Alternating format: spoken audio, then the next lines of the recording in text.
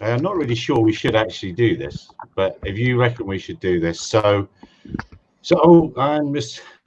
Clippy's got the clipboard. We believe that Bruce has been arrested, that the Infinite investigation is concluded, and Louis is so upset he even blacked out his screen.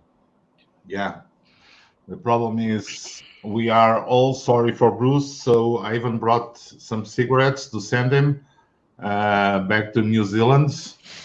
Mr. Clippy bought the wrong sort of file. He was supposed to be the flat metal one with the stripy bits on it, so he could get rid of the bars. It's not that sort of file. The problem is that this has suddenly all got very, very serious because, whilst over the last few weeks we've been joking about this, and then suddenly, he gets a knock on the door, dragged out. The rumours are that his wig fell off and he was half naked at the time, but, it's not looking good for him at the moment. And the fact that they've taken, 7 weeks to deal with a 1 week investigation, it's not good, Gary.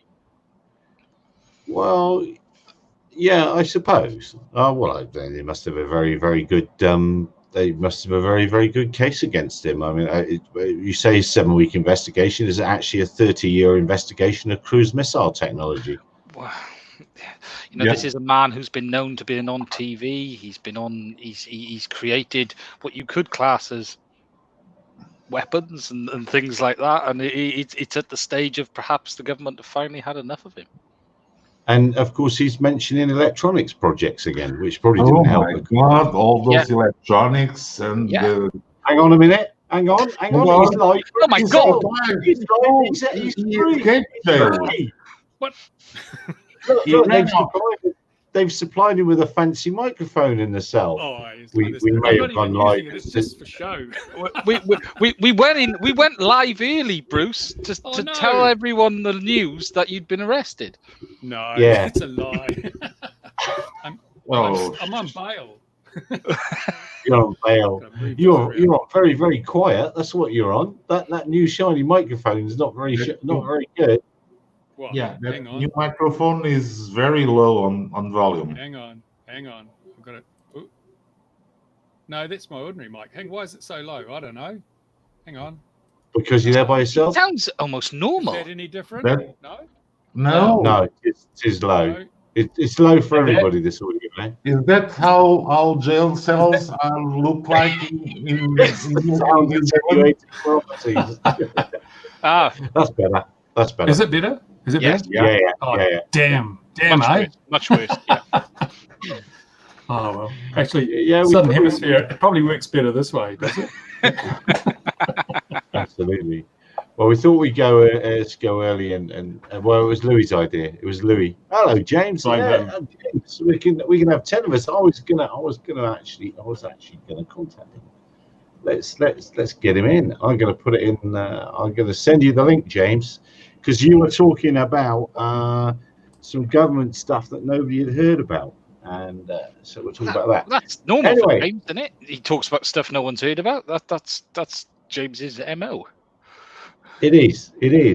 ADSB alarm guy. Why is that going to be an electronics project? Why are you reinventing the wheel there? How am I reinventing the wheel?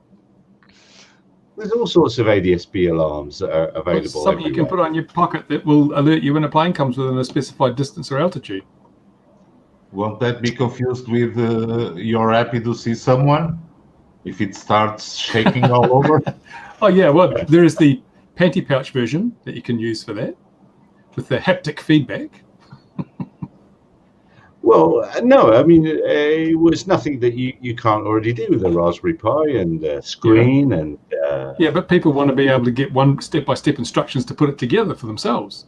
Because there's not, as you had a look, there isn't anything out there that will actually enable you to set a distance and an altitude and determine whether the aircraft's coming or going, little things like that make it... Yeah, you can get an SDR radio, it'll give you can listen to stuff, but no one's actually put together a package that you can say, I only want to know when aircraft are headed towards me at below a certain altitude and when they get within a certain distance, without being annoyed by other stuff that is irrelevant to me. But Bruce, you already have two of those devices. You already have two of these devices. It's called ears. Yeah, I know, but apparently that's not good enough for regulators. They don't believe ears work. When you put FPV goggles on, they cover up your ears, apparently. So is that the project that's going ahead then? And is that the what's he holding up there? That's the Ping ADSB. The Ping. It is a Ping. Yeah. Too expensive. And it is expensive. You can slave that to your phone, can't you? Just my laptop when I'm running Mission Planner for pics. Yeah, because it will connect to. Yeah, we're going to start in 4 minutes. That's exactly right, coast to coast. We may start a little late today, Gary. By the way, we might start a bit late. Minutes. Could be 5 minutes when we start. Actually, what is the time? Oh yeah. What day is it again? Oh, I tell you, I may not be here the whole time because just up the road, 'tis the season for striking here. Pull up a sandbag. Here comes the story. My internet may go off because there are trucks on fire about 100 meters from the tower that our internet comes from. The main fiber cable lands near Durban and then goes up the highway to Johannesburg. And the only break in the fiber optic cable between Durban and Johannesburg, a distance of about 500 kilometers, is here because local farmers here suggested to the telco that they would have terrible problems with that cable continually breaking if they did not indeed put a break in it and then pipe in some of that high-speed internet to here. But the trouble with that is on that highway junction where it's happening, there are trucks on fire, people firing guns and all that sort of thing right now. So if it gets to the tower, that'll be me gone. So you just want to go and join in, don't you? You want to get away and get into it. I know you. Yeah, yeah, absolutely. Absolutely. It's about 12 k's away and I can't see. Here's James, or James Bob, as he's coming. He's not old enough to remember the Waltons. So this is a quite vicious program. We have the guy above me that is burning the 5G towers. You're burning trucks. You're burning trucks for the winter. It's winter. Yeah. Oh my God! We have a felon right by my side. Yes. It's all coming. It's all making sense now, isn't it? And then there's James. So where should we start? This week that's been what? We've had enough foolery here. We're starting in 2 minutes. That's what we're doing. But where should we start? Mr. Clippy. Go on. Mr. Clippy. Who's Mr. Clippy? Fill us in. You know who Mr. Clippy is. So I can't see. He's too dark. He's in the dark. Where are you? If only he had a way of identifying himself. Is he in Australia or something?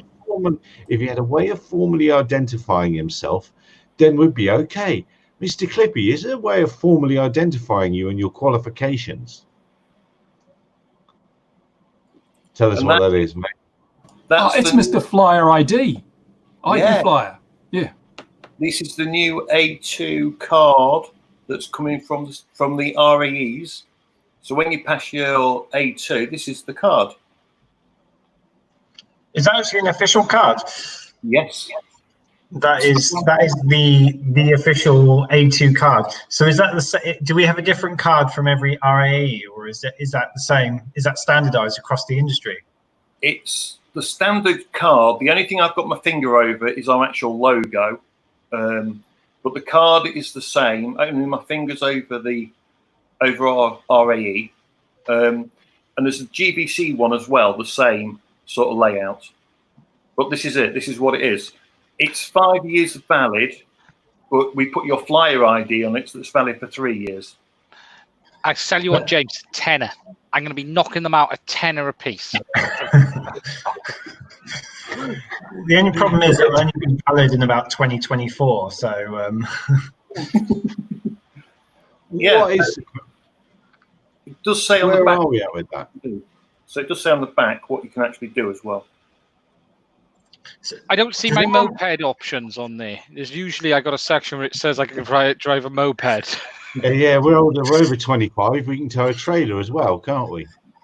To be honest, I think the breakdown in vehicle types with the new EASA scheme is probably quite similar to the DVLA scheme as well. You've probably got about 8 different types of vehicle and different weights and categories and stuff. So at least they're copying off the best. So, but Mark, can I tow a caravan with that license on my drone? That's the caravan, because it depends when you got your license.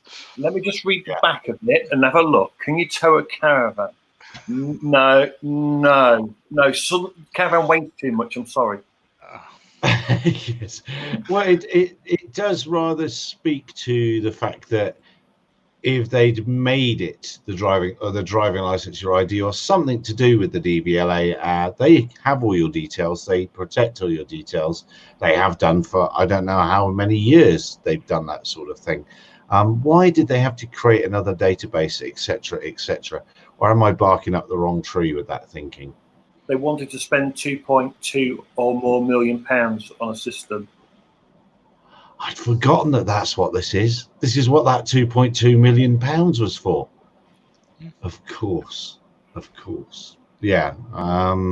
So that's exciting news of cards from the UK. And as James mentioned, when will this actually go live, do we think?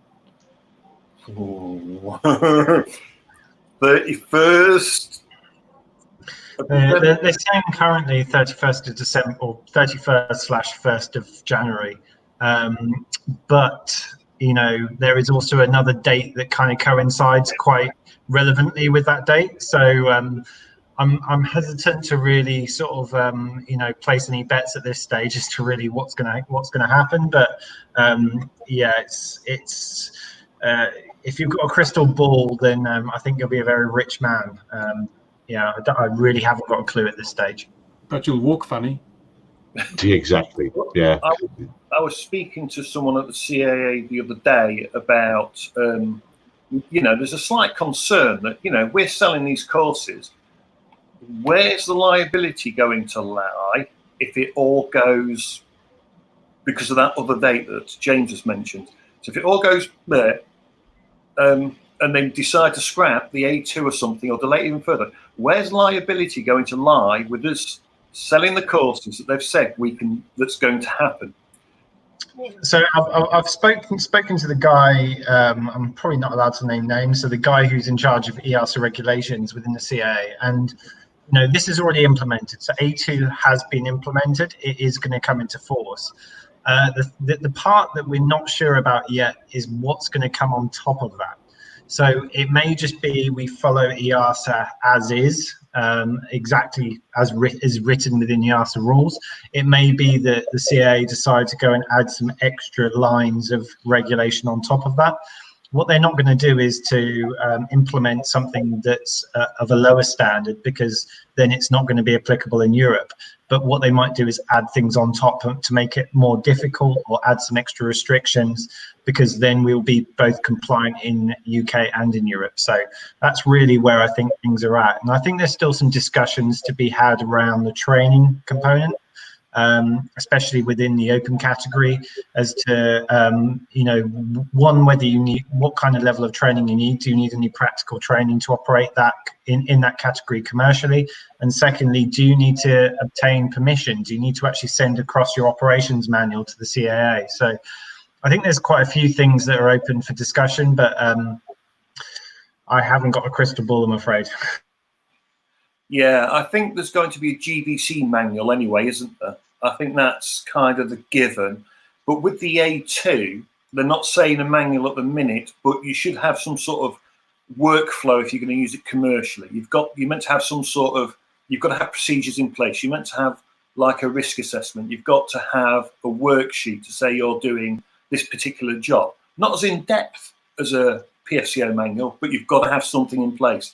And that's what we give everyone. Everyone that comes on our course, we're explaining this to them, because we believe that's the way it's going to be, and that's how it's all going to fall in.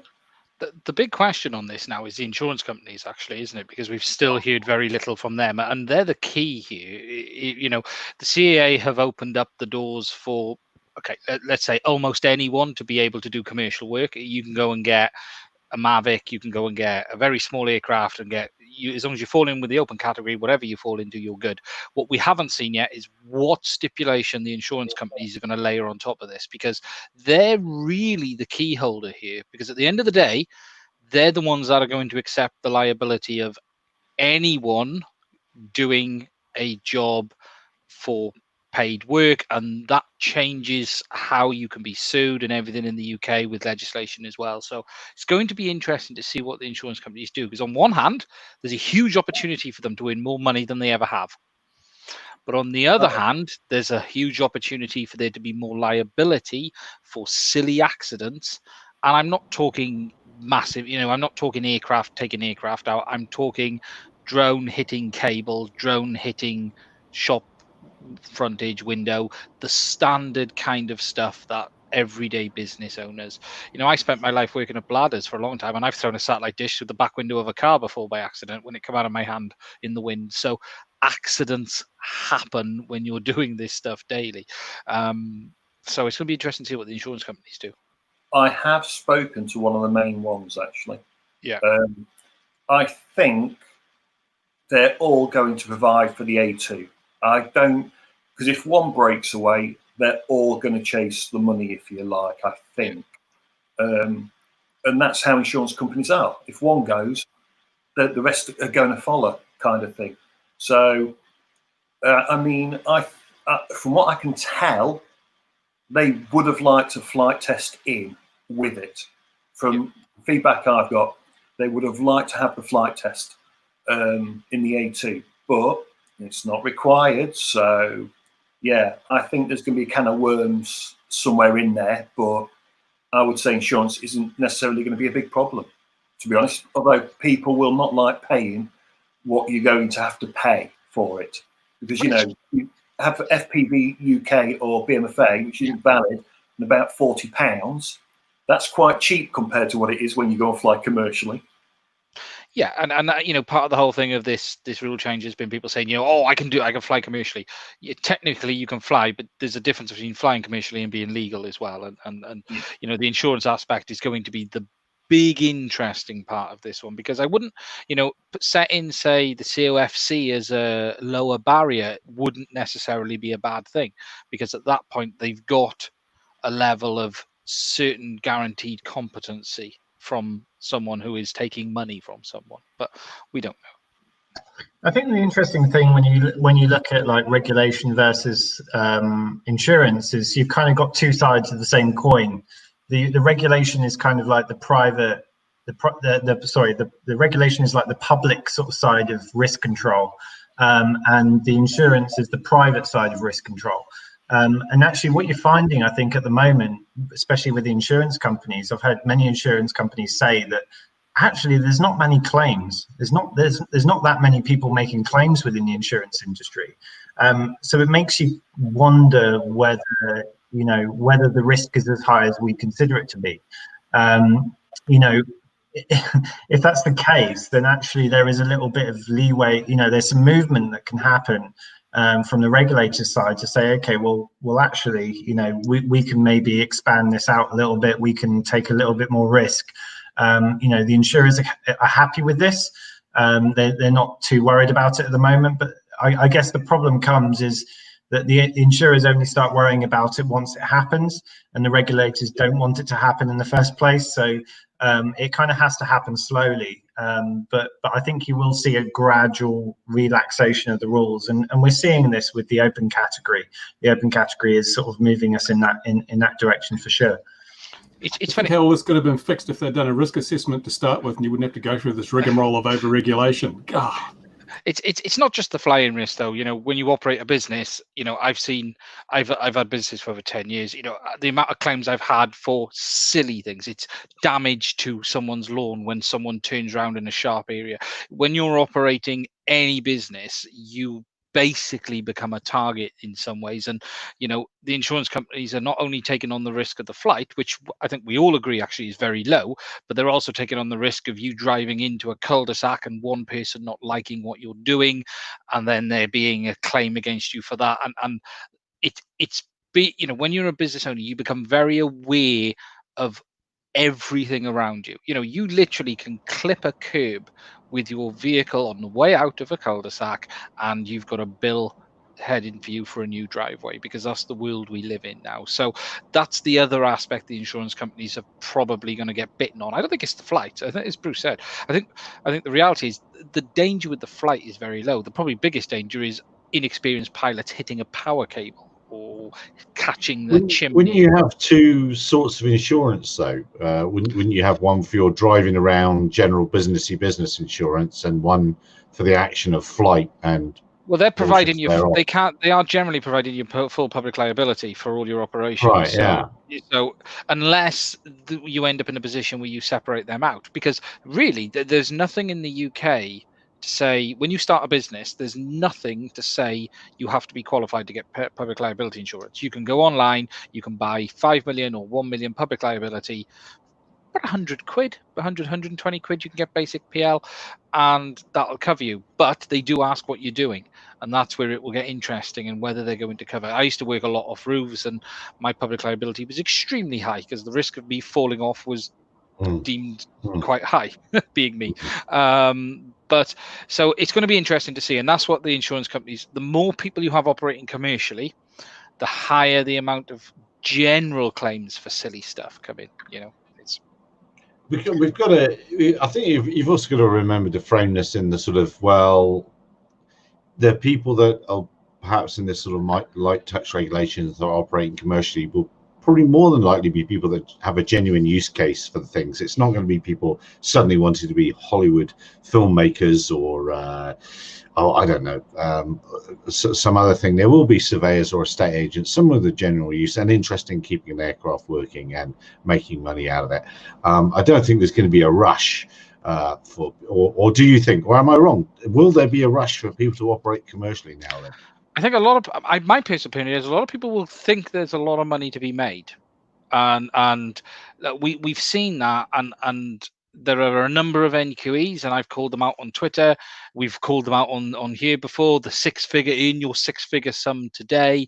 You know, we've all seen it, and there is this magical gold rush around the drone industry that everyone thinks is an easy way to make money, and the reality is it isn't. And most commercial operators, I stand by the fact, are either part-time or do this as a supplementary income or do it as a second job, or it's not they're not having to pay the bills. And don't get me wrong, a lot of people do, and there's a lot of outstanding guys who've been doing it a very long time.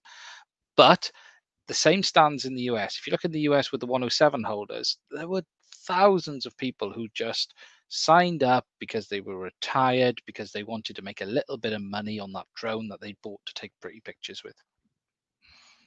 Yeah, and I don't think there's going to be a huge swamp of people with the open category just going out there and doing it. You know, any kind of hurdle that's in place, whether that's training plus getting a permission and writing an ops manual, or whether that's just doing your A2 CFC, there's still a hurdle there to be able to go from, you know, just picking up a drone and flying it to do your commercial work to actually doing it legally. So the fact that there is a hurdle there, those that are serious about it will jump through those hoops.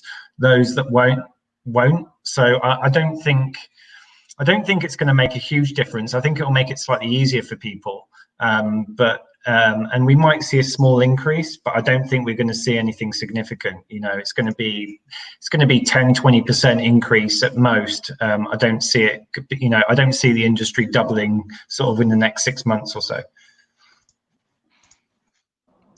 It's well, let's see in the next 6 months. He knows when it's coming out. That's awesome. Yeah. Well done, James. Yeah, well done. Yeah, you're a good man. So the other James here. So you've got the cards ready to go, and you've got a printer to print them. Every NQE has done this then. So, or is the Civil Aviation Authority going to issue one if I haven't bought the printer and all that sort of thing? No. So I'm just going to move so I've got better lighting. I don't know why it's so dark in here. It's quite surreal. Just sorry, guys. So the CA doesn't issue the cards at all. It will be your RAE-NQE that will print the card for you, and that's the way it will go. And the GVC one will tell you if you can fly fixed wing or multi-rotor. So they are beginning to line up your motor vehicle. For those in countries that don't know, but we're talking about the your driving license in the UK. You have little pictures of each type of vehicle that you can drive. So well, that's and what's to stop me printing one of my own anyway? Well, that's a good question. Our cards are kind of protected, so you'll be able to tell a SkyTrain card from someone else's. If there's a fake one versus a real one, I'll be able to look at it and know straight away. And it's registered with the police how you identify it. Okay, so you've printed SkyTrain on it in metallic or something, or whatever. No, I won't go into it. It's quite easy to look up, but the card's got a very kind of simple protection, if you like, that's only formatted for SkyTrain. And so the policeman or whoever person in authority that needs to know would have to know that secret special magic code then. Is there a database of those codes? I guess there's not too many of them to be had. Yeah, and you can, in the right light, you can see what's going on as well. There's the top hint. In the right lighting, you can see what's going on. Oh well, Ian will sort out some way of printing them. I know we'll get that sorted out. So, but if I wanted to go down that route, photocopy my own bit of paper for nothing, having seen one online, because people are bound to post them as soon as they become a thing. They'll be on Facebook in the dozens, so you'll be able to copy them easy. So once I've copied my one off Facebook and just slightly modified the name, I mean, what sort of money is that saving me? What sort of time and effort? What would I need to do? So what? Hang on. What am I trying to say? What I'm trying to say is, what all this course costs me, and then is that all I need to do? So the A2 course is typically anywhere from around £200 to £249. Typically, the A2 course in the UK. That's a typical kind of pricing. I've not seen it for much less. There's been one or two little deals for a little bit less, and you get the card with it. But I know that these are going to get copied for £10, aren't they? That's the sad truth. And it's going to be very easy to go onto Facebook. You could quite happily get someone's flyer ID because they've posted them all over the place. You can put a fake name on it. If you wanted to go and do something you shouldn't, the ability to do that's going to be quite easy, to be honest. And that's a scary. Drone services. That's who I am. Well, it's like driving license. Driving licenses is a forged fact. It's a fact of life. But hopefully we've got some sort of deterrent. So our cards, at least from Sky, they cannot be copied. So you had to sort of stipulate it? So you've put that on yourselves, or do the cards come from the CAA with it? No. So the CAA provides the basic style or the wording. The only things we're allowed to change are the flyer ID, your name, your last name, and the expiry date. That's all we're allowed to do to the card. Did you get the same for the GVC as well, or is that just A2? No, so the card is the same style again, but it'll say GVC down here, and it'll tell you if you can do fixed wing or multi-rotor as well. And what's the difference between the two? You best explain the difference between A2 and GVC. Basically, think of the A2 as anything sub 4 kilos, and the GVC anything up to 25 kilos. That's the best way to kind of think about it. That's the easy way to think about it, if you like. And what sort of things would I be tested on if I come for testing with you? So typically it's mostly about airspace, and where you can fly and when you need to ask for a flight restriction zone. There's quite a few questions on weather, and having seen quite a few posts in the past couple of weeks about people flying in wind, they wouldn't get past the weather questions because they seem to think that, you can fly in 30, 40 mile an hour winds, and the Mavic 2 and the Mavic 2 Pro and the Mavic Mini can all fly in these winds. Yeah, sure they are. People come all the time with those kind of winds. They might never see them again, but they fly them. They will fly, yes, they will fly. You know what I've seen? What I've seen with wind. The biggest problem with wind speeds is people are stood there with an anemometer on the ground, stood behind a building, trying to measure wind speed, and they're like, "Oh, there's no wind here." And it's like, well, of course you're not. You're stood behind a bloody building. Excuse my language, but you're stood behind. I like to keep mine in good order, so I always use mine inside the car. You know, I mean, you wouldn't want to damage. It's an expensive piece of kit, and you wouldn't want to damage it. You know. But if you go on the UAV forecast, you can actually put in the wind speed at the flying height that you're operating at. So if you're flying at 400 feet, if you put in the flight at 400 feet, it will tell you what the gusting speed is, because that's the important one. It's not the wind speed; it's the gusting speed. If you put that in, it will tell you what the gusting speed is. If the gusting speed is below your limitation for your aircraft, then you're good to go, basically. But a lot of these flyaways with the Mavic Minis is because people are looking at the BBC News weather forecast and saying, oh, it's only 13 miles an hour. But if you then stick that same data into UAV forecast at 400 feet, it's saying 25 miles an hour, and suddenly you're beyond the limits of your aircraft. So, you need to be looking at the wind speed or the gusting speed, at the height that you're operating at, not at ground level, because you're not flying at ground level. Yeah, exactly. And our thing is on the course. Negative. People fly all the time. And the drones do fly, but they don't come back. So it's good for DJI. Come on, guys, don't be so negative. It's true, yes. The big thing is on our course, it's all about wind shear. So as James just said, they're doing it in a sheltered area. So we tell people, walk around a building, because we've walked around buildings, you get hit by that wind. They've got to understand this. And this is one of the things we drill into them when we're doing the course. You just can't rely, just because in your back garden it's nice and sheltered, doesn't mean that out front, as soon as you get above the height of the house, you're not straight into a 25-mile-an-hour wind. That's just not good. No, the thing is, the guy next door, he might vouch for me on this. People don't know to fly without GPS assistance. So they cannot, and some of those models don't even have a way to go on acro or whatever mode they have to fly to. So they can recover, and I've had to take the controller off the hands of a lady that was trying to fly, and the drone was flying away because it wouldn't stop on GPS position. So I took her the remote and landed it on the best way I could, because she couldn't land the drone. He crashed it. Yeah. Come on, we know that. That's what he's saying. He crashed it. Yeah, but if you're not in GPS, you get to choose where you crash. Yeah, yeah, that's right. At least you move slowly towards some direction, not to the wind direction. But yeah, the thing is, people don't know how to fly without the assisted modes. That's the biggest problem. We're stumbling into a completely different conversation almost here, aren't we? Which is basic training and common sense. It doesn't matter be you commercial flying, private flying. You want to protect your investment.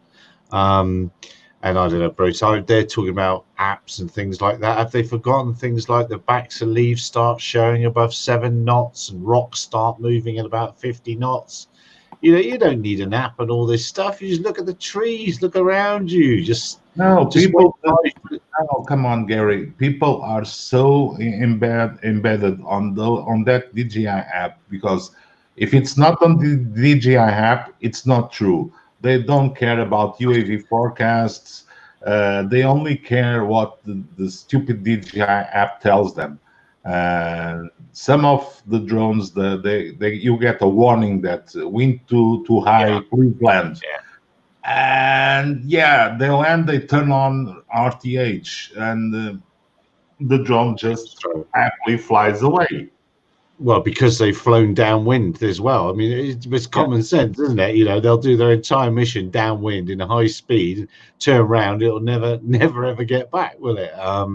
But we're talking, where I was taking this is we're talking about airmanship here, really, aren't we? We're not talking commercial private. We're not talking drones, versus model aircraft. Anything that we take flying, it's airmanship. And that's the problem, though, isn't it? Because so many of the certification systems and regulatory systems, that's the last thing they take into account. You got to know all the rules, you got to know all the airspace rules and everything, but you don't have to be able to fly anything. Whereas there's complete reverse when it comes to manned aviation. You've got to put in the hours. You've got to show you've got the dexterity, the skill, the understanding of the aircraft and piloting skill to actually fly that safely. But it's like, well, that's the least of the worries. I cannot believe there are so many certifications that are issued without anyone even actually proving they know how to lift the damn thing off the ground.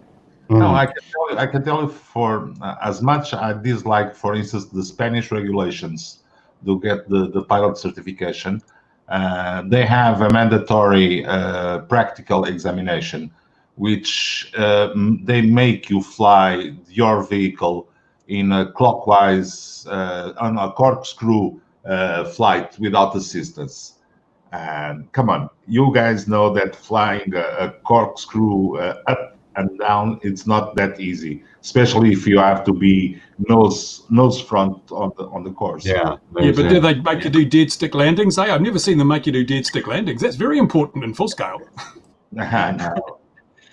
But and I don't like the Spanish regulations, but they're right. If you want to get your pilot's license, so that makes you, at least you have to know how to fly nose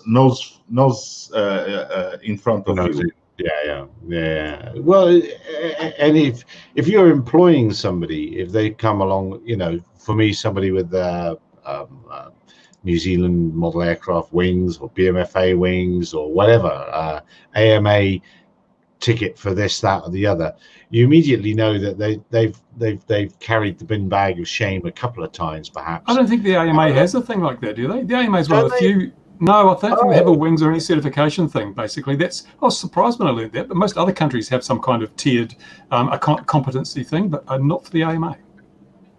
Ben's come up with there's a bit of sage advice there. Knuckle dragging FPV pilot, I'm surprised he can even do that, but don't fly further than you're prepared to walk.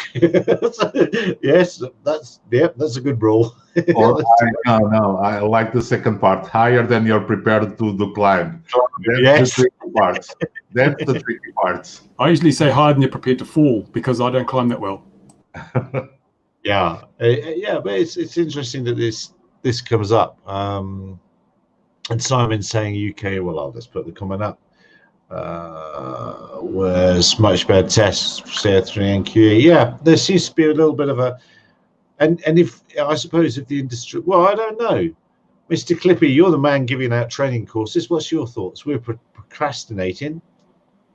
I think personally the BMFA plane A, not necessarily plane B, because you don't do aerobatics with the stuff we fly. But the plane A, the multi-rotor A, it should maybe a bit harder than the multi-rotor A from the BMFA, but they're all good flight tests, and they will test you in ATI mode.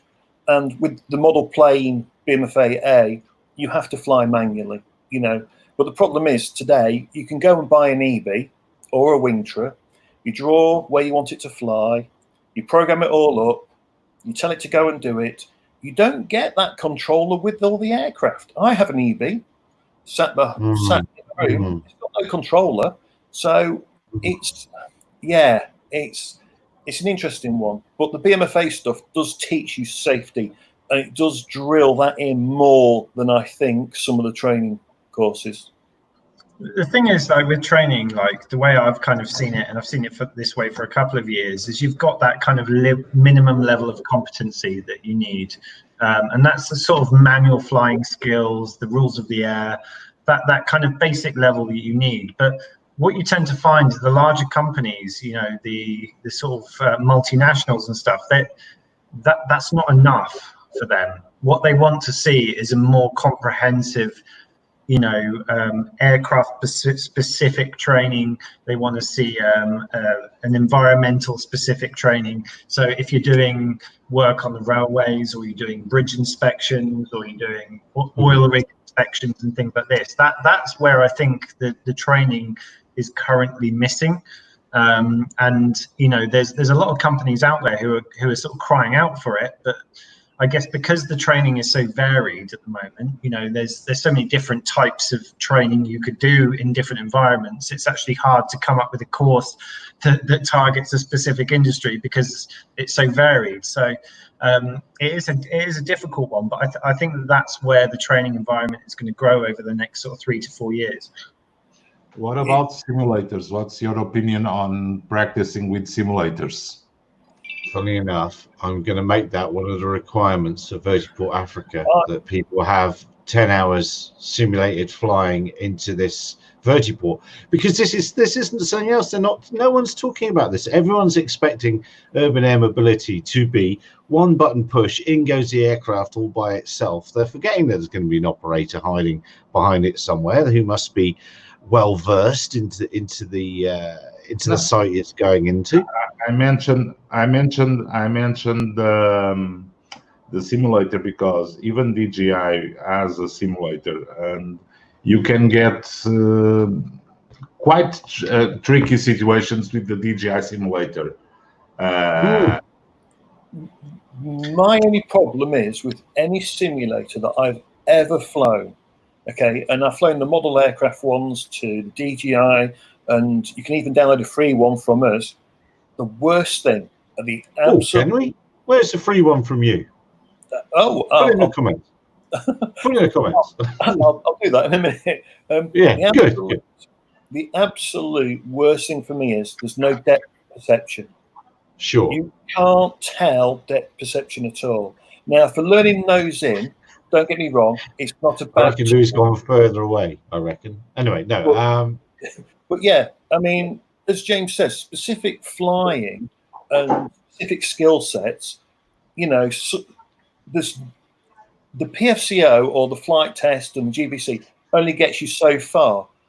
Yes, you can use virtual reality, like it, but it still doesn't give what I consider good depth perception. I've always suffered with simulators personally, always. I think they're good, but I just, you know, orientation, left and right and stuff. But when it gets to being 100 meters out or whatever, if I'm flying it and I can see it in the real world, I don't mind, you know.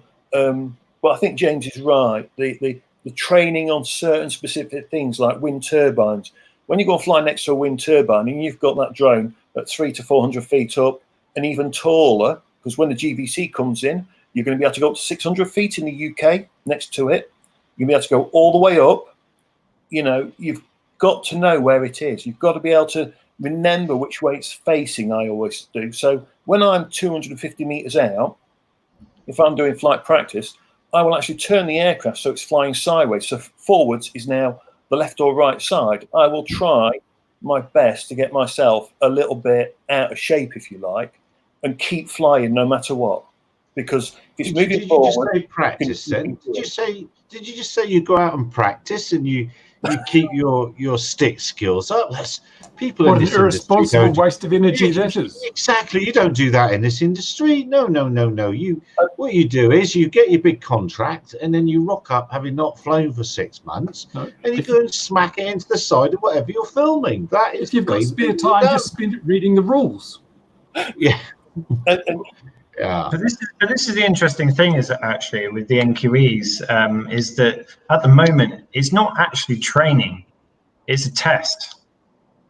It doesn't actually teach you how to fly. It teaches you, it is a test to go and get you over the line and to give you your qualification. And like, you know, what I found, I was sort of managing our pilots at Plough and Craven sort of a few years ago, and we had about 4 or 5 pilots, and I would train them myself and then put them through the NQE test at the end, because there wasn't actually any, you know, and I was actually looking for, you know, people who would train pilots, but there wasn't actually a course out there that would do that. And this is what the bigger companies are looking for. They're looking for a course that may be a 3 or 4 day course that would actually put people out there. It would teach them all of those manual motor skills. And coming back to your point about simulation, I think simulation is perfect for the first 20 or 30 hours. If you can get on a simulator for 20 hours, you get your motor skills up on your fingers, you then remove the risk of crashing the real thing. Then when you then go out, you fly the real thing, you go and get your motor skills up in the real world. You get to that point, then you go through the NQE. Then it's a gradual process of gaining sort of what I would call environmental experience, which is flying in different locations on different jobs. And then I would say that there is kind of like a more advanced level of training that you should go through at a later stage, which is flying close to people, in congested areas, in high-risk environments, and being able to deal with like complex situations. And that's another area which I think there's still something lacking on. So, you've got those sort of 4 stages, I would say: simulation, basic NQE training, which gives you the sort of, the permission to fly, then environmental or application specific training, and then sort of more advanced flight training for, dealing with like high risk, high pressure environments. And I think if you've got all 4 of those pieces, then that's the stage where you become a really top-notch pilot once you get to that stage. And that's when the cash rolls in. Is that right? That's what happens then, isn't it? That's when you earn an absolute fortune. But isn't it interesting? We've stumbled into this area of chat, and to all intents and purposes, apart from Bruce, who's in prison, of course, we could be a bunch of fools in a pub, and especially in the UK now that you can go to them, we seem to be finding quite a few holes in the current training situation, and things that the grown-ups should perhaps be addressing, or ways that as a group we might prefer the industry to operate, or be more satisfied it was operating in that way. How can that be? As Bruce has pointed out, we just have loads and loads of paperwork hoops to jump through, and not the practical day-to-day stuff of it. It's going to save your company money in the end. But this is the thing. I think actually about 60 to 70% of the industry in training is actually non-regulated training. I think there's such a focus on regulated training, which is jumping over those hoops, because the drone industry has grown from individual one-man band operators who have gone out there and they've got their PFCO and they've learned everything themselves. But we're transitioning to a stage now where you've got larger companies who they don't want to learn themselves. They don't want to make the mistakes. They want to know how to do it first time correctly and right. And they're happy to sling $3,000 for each pilot that goes through their books to make sure that they are right. And that I think is the gap in the market at the moment for training providers, is to be able to fulfill that sort of premium training requirement for those large commercial operators, the Jacobs, the Acoms, the Bam Nuttall, the Mott McDonald's, and those kinds of people. And currently, I think that's the gap, and that's one of the reasons why a lot of these companies aren't adopting them as quickly, is because there's not that sort of support network which will guide them through that process. So, anyone who can fill that gap, I think, will do quite well. Surely the training schools are diving. Other people must have seen that. It's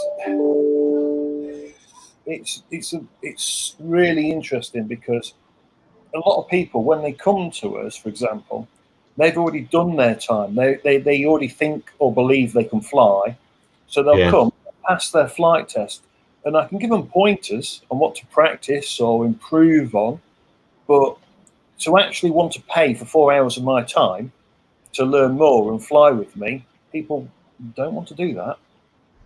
There's a lot of people, there's big businesses, sure, they'll pay someone to come and fly with me, but for the most part, normal people just go out, give them the pointers. Look, this is where you need to be. Smoother on your sticks. Stop twanging your sticks. My hate is when people just whiz around and take their thumbs off their sticks because they're only flying forwards. So they'll take the left hand. My pet hate absolutely drives me up the wall. It's a good clue, isn't it, as to where people are with their flying, though, isn't it? If they're doing that, it's a really good clue. Yeah. When I stop flying, I've normally got the imprints on my thumbs sometimes, especially in cold weather. I end up with cold weather flying. I just end up with fingerprints on where the imprints from the top of the sticks. I mean, some people fly finger and thumbs if you want really good control. You know, I can teach someone to use finger and thumb flying. And you know, I'm thumbs on top because I've been flying for so long, and I can't do it the other way. I just can't do it. But if you fingers and thumbs, far better. That's one of those Marmite things, though, isn't it? People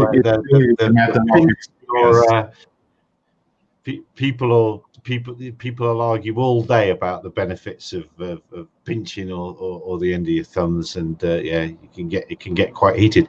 I actually feel nervous if I haven't flown for. Well, I feel nervous anyway, crash lots of things, but nervous if I haven't flown for a long while. And returning to the simulator, I will fly a sim a little bit before I then go and fly something else, just to make sure I can remember and muck about, have fun with it. But I definitely will fly a little bit of sim first before I go and fly a platform.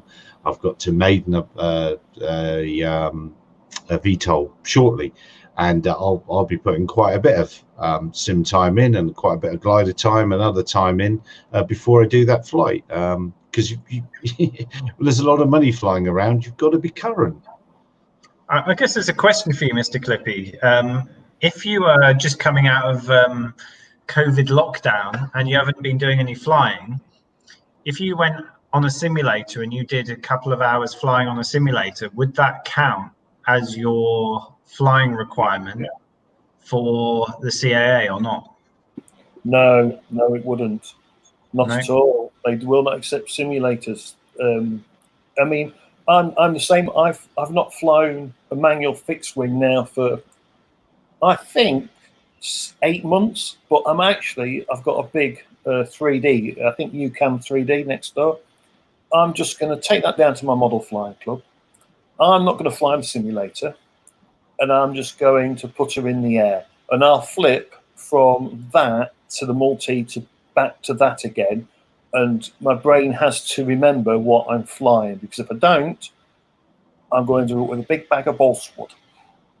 So it's not really like riding a bicycle. Sorry. Yes, it is. Exactly, Louis. Exactly. If you do it that long. If you get a very fast plane and then you move to a GPS-assisted drone, your brain is going to have to adjust. And I'd rather have it adjust on the sim than with the black bag. Come on. We all have black bags, and we all know what they're used to. So how do you prefer to use the black bag? Take it empty and bring it empty, or not? What I found quite interesting was I was speaking to my mate who flies, I won't tell you the company he flies for, but he flies commercial airliners. And I was sort of said, after COVID, what's your requirement in terms of your currency that you need after your lockdown? He was like, oh, we have to go on a simulator and do 3 takeoff and landings. That's for commercial airliners. But that's an approved simulator. Our problem is I don't think we have an approved sim. So were the people from Real Flight to go along to the CAA and say approve this, then maybe it would be a different kettle of ball games. But I think that's our sticking point, is we don't have an approved sim. I could be wrong, but I would imagine that's the case. No, but I think it's, you know, regardless of whether it's approved or not, I think it does highlight a bit of a gap in terms of looking at the risk of flying a 1 kilo Mavic 2 versus a commercial airliner with, you know, potentially 300 people on board. There is quite a big difference in risk between those two activities, and really, you know, is that currency requirement valid, or maybe the commercial airliners requirement is actually too low and it needs to be increased? But it's in the currency requirement. So if we're all single man operators of our own little drone company, so it's our gear, so it's going straight out of our wallet if we crash and it all goes horribly wrong. So that's a downside for being slack on the sticks. And if I'm employing you and you're now flying some big super duper VTOL thing, which with a LiDAR on board that costs X £100,000, and you stuff that in because, you know, you fly once every 6 months, isn't that what currency is about? Isn't it about saving either yourself or your boss some money? potentially. Well, I think people are naturally programmed to want to save themselves money. So I don't think you necessarily need regulation to do that. But what is interesting, I don't think the regulation is actually very good with regards to currency, because when you come to renew your permission, you have to show 2 hours worth of flight time in the last 3 months. But you could go 9 months without flying and then fly a single day on a commercial flight, and actually you've had, I haven't flown for 9 months, but I'm legally allowed to fly at this point. But when you come to renew, you have to show 2 hours before your renewal date. So really what there should be is a requirement to maintain your currency throughout the year, and you should be auditable at any point through the year to have maintained that currency. If not, you're not allowed to fly, or at any point you do a commercial operation, you should prove that you have had 2 hours worth of experience prior to that.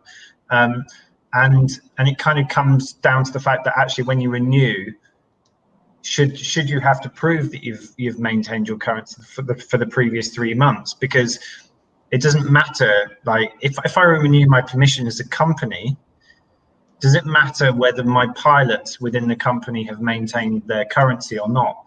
As long as they maintain their currency before they go and fly, then they're legally allowed to fly. So actually, in terms of renewing your permission, like the whole currency thing shouldn't really be a part of that. It doesn't. The two shouldn't be attached. It should be an auditable procedure that could happen at any point, that you need to be able to prove through your flight log. You've flown on that date, but you didn't have 2 hours worth of currency. Therefore, you have done wrong. We're revoking your permission. You have to go away and do your training again. Like that's the procedure I think would be more sensible, rather than kind of looking at that on the permission level. But I can see the reasons they do it, because it's easier to do it that way than it is to audit people all the time. But it's probably not the right way to do it, I don't think. Hold on a minute, but we're talking about removing permissions from people. We have commercial operators that have been through huge amounts of training. I could not fly for 12 months, pick up a controller and fly for 1 minute and be comfortable. We have people with no qualifications who are able to fly out in the public. We're going to allow them to fly in congested areas under the open category, yet we're talking about punishing commercial operators because they haven't put an aircraft in the air for 3 or 4 months. The reality is, I might not be able to fly for a year. It doesn't make me any less qualified. It doesn't make me any less competent. The fact I hold the license, and I isn't a license, and I hate to use that word because I know it rubs people up the wrong way.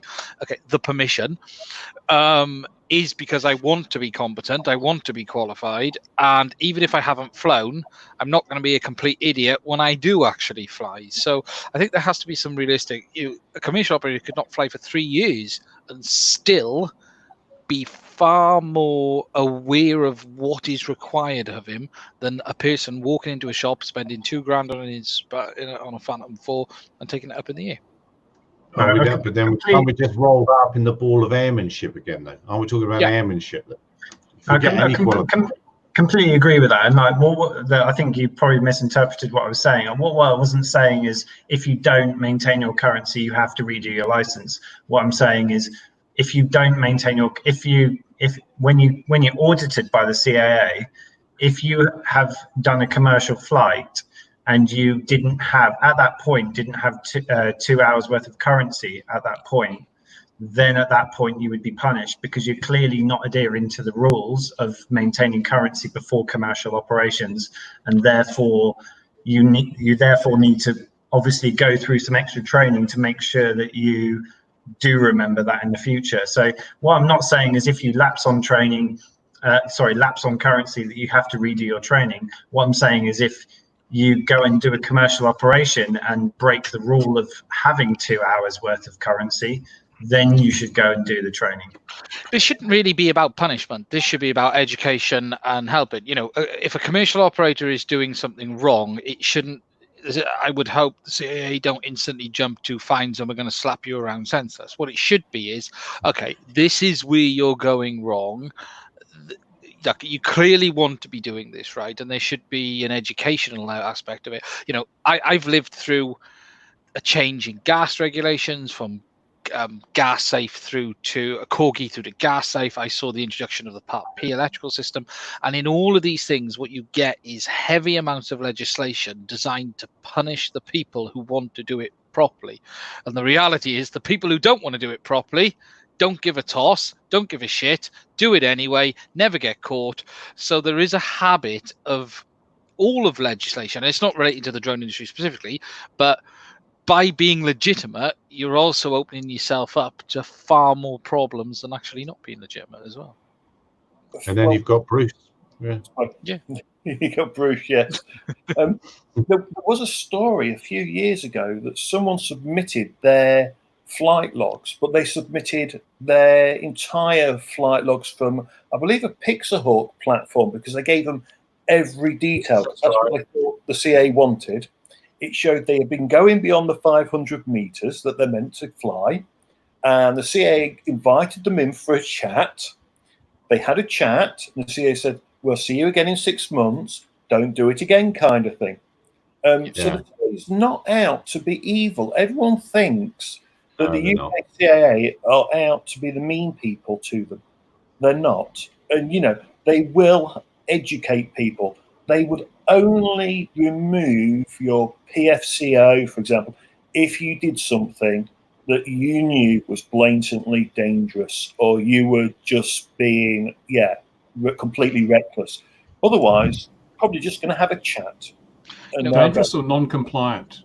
And that's the difference. As Bruce says, there's a big difference between dangerous and non-compliant. You know, look, how many people break the speed limit? How many people cross the road when you shouldn't in London? How many people fly a drone and get caught by the authorities? How many people? No, you know, the simple reality is, people who want to do it properly shouldn't be punished when they get it wrong. And it's not specific to the drone industry. It's across the board.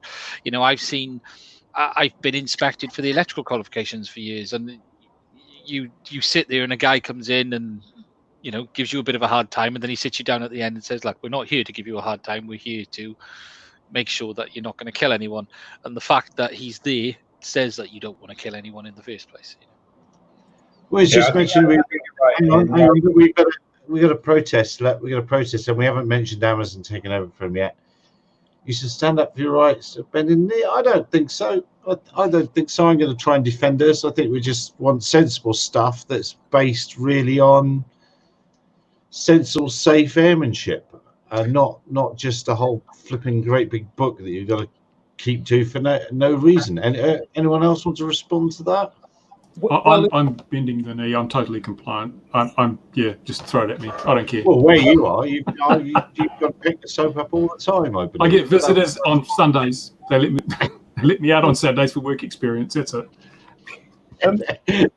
If we take the UK, for example, okay, I've been in the industry. Well, I've been a model flyer for over 20 years. I've been in the industry for 8 years. Okay, and I used to be able to fly a sub-7 kilo drone anywhere I wanted. Okay, and that could be literally at the end of a runway at Heathrow.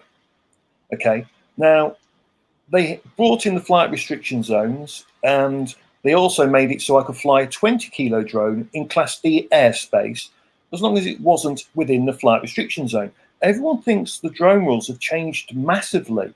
They've bought a drone, found out actually there's a few rules you've got to follow. But in the last 8 years, the changes have not been what I would call massive or restrictive at all.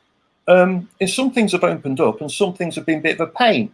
The worst thing that happened with the flight restriction zones was an airport that could then turn around and just blatantly go, "You cannot fly."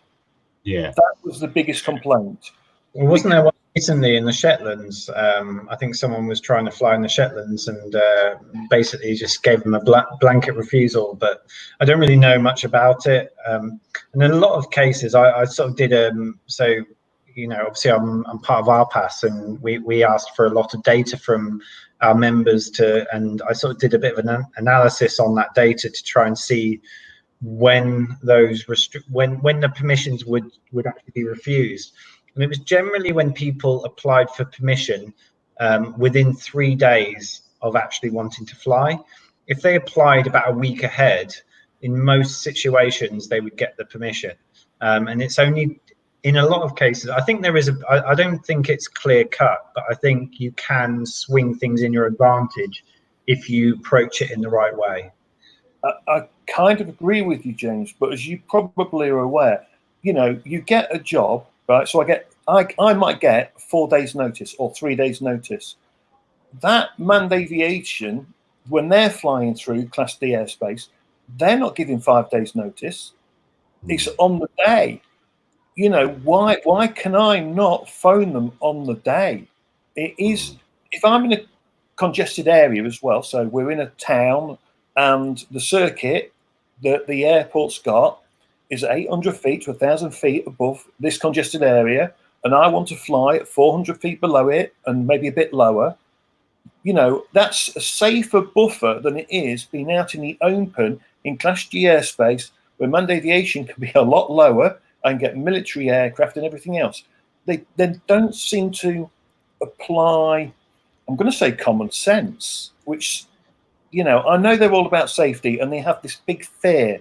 And I think that's the problem. A lot of them have big fear that this little drone is suddenly going to fly away and attack the airport, when reality is it's not. Yeah, I think the key point there is that people expect it for free. And I think there is a case to say that, okay, if you're going to ask an aerodrome to fly within their piece of airspace, I don't think it's reasonable to say to the aerodrome that I will pay you £30 for your time to process this application. They are paid away. That would have been me on the end of the phone back in the day when someone came, and I'll tell you the rule, the criteria we used to apply. If the person was polite, even if they didn't seem to know what they were doing and they asked the right questions, we said yes. If they were rude and expected to come in and thought that they were kings of the hill, we'd say, tell you what, no. I agree, but remember these aerodromes, to be honest, a lot of them are on the borderline of being profitable. These are private companies who are on the brink of actually making... It's the people's airspace. It belongs to the people. When they pay me to fly over my house, I'll pay them to fly near the airport. I'm a stakeholder. I have a right to use that airspace. And that might sound a bit... No, you have no rights. You have freedoms and privileges, but you have no rights. Whoever gave you that right? You haven't paid the owners of that airspace. So come on, no right to use it. But we're starting to get into the topic of UTM now, because actually this is one of the problems that UTM is actually trying to solve at the moment. And basically, on their side, the legacy system we have in the UK at the moment is the fact that, okay, if you want to provide air traffic services for a region, whether that's around an airport or something or whatever, the way that that's currently been handled up to now has been that you have had a single company, such as air traffic control for that airport, who have managed the services within that area of airspace. Now, the problem that comes is you basically have a monopoly on that airspace. You have a single company who can set the terms for that airspace. If you're not happy with those terms, then you can't fly. Basically, that's the rules. That's put into regulation. The CAA will back them up, and they'll say no, they're in control of that area of airspace. Now, what UTM is trying to do, and you've seen this through the Connected Places Catapult, is trying to change the way that airspace is managed. And instead of having to have a single operator for any region of airspace, what you've got is a federated architecture. And you've seen it through, I don't know if you know ASTM standards, which are sort of international standards for UTM. You've also NASA adopting this approach, and CPC in the UK adopting this approach. But what you've got is you've got multiple UTM operators offering competing services but interoperating with each other. And what this is going to do is change that environment completely, because now you will have a single set of data that everyone can basically work off.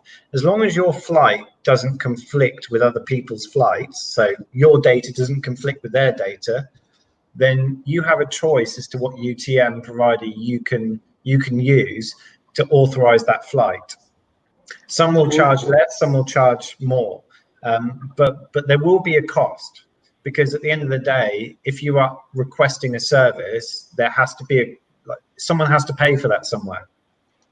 I think UTMs are going to be interesting. I only have the concern where if manned aviation under 5 tons doesn't have to have a transponder on it in a minute or remote ID, unlike us who are going to be forced down this road in 2 years, although ours doesn't have to connect to a UTM yet, are they going to pay and we're going to pay? Because if it's paid on weight, like runway landing fees are, you know, I'm quite happy to pay for a Phantom 4 Pro that weighs nothing. That was back in the day, you know, when I was flying balloons a lot. That was always my thing. When they wanted the landing fee, I said, well, I'm lighter than air. I mean, how can you charge me on weight? I weigh nothing. Wouldn't they have to pay you, Gary? So, yeah, exactly, yes.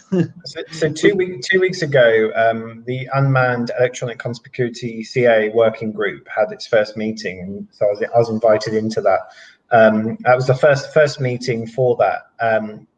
We've heard officially from the CAA that in before January 2024, all aircraft will be mandated to have conspicuity on board. That has been defined now by the CAA, that is the deadline, January 2024.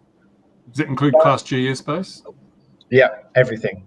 But do they have to have a radio as well? Because they don't have to have a radio now.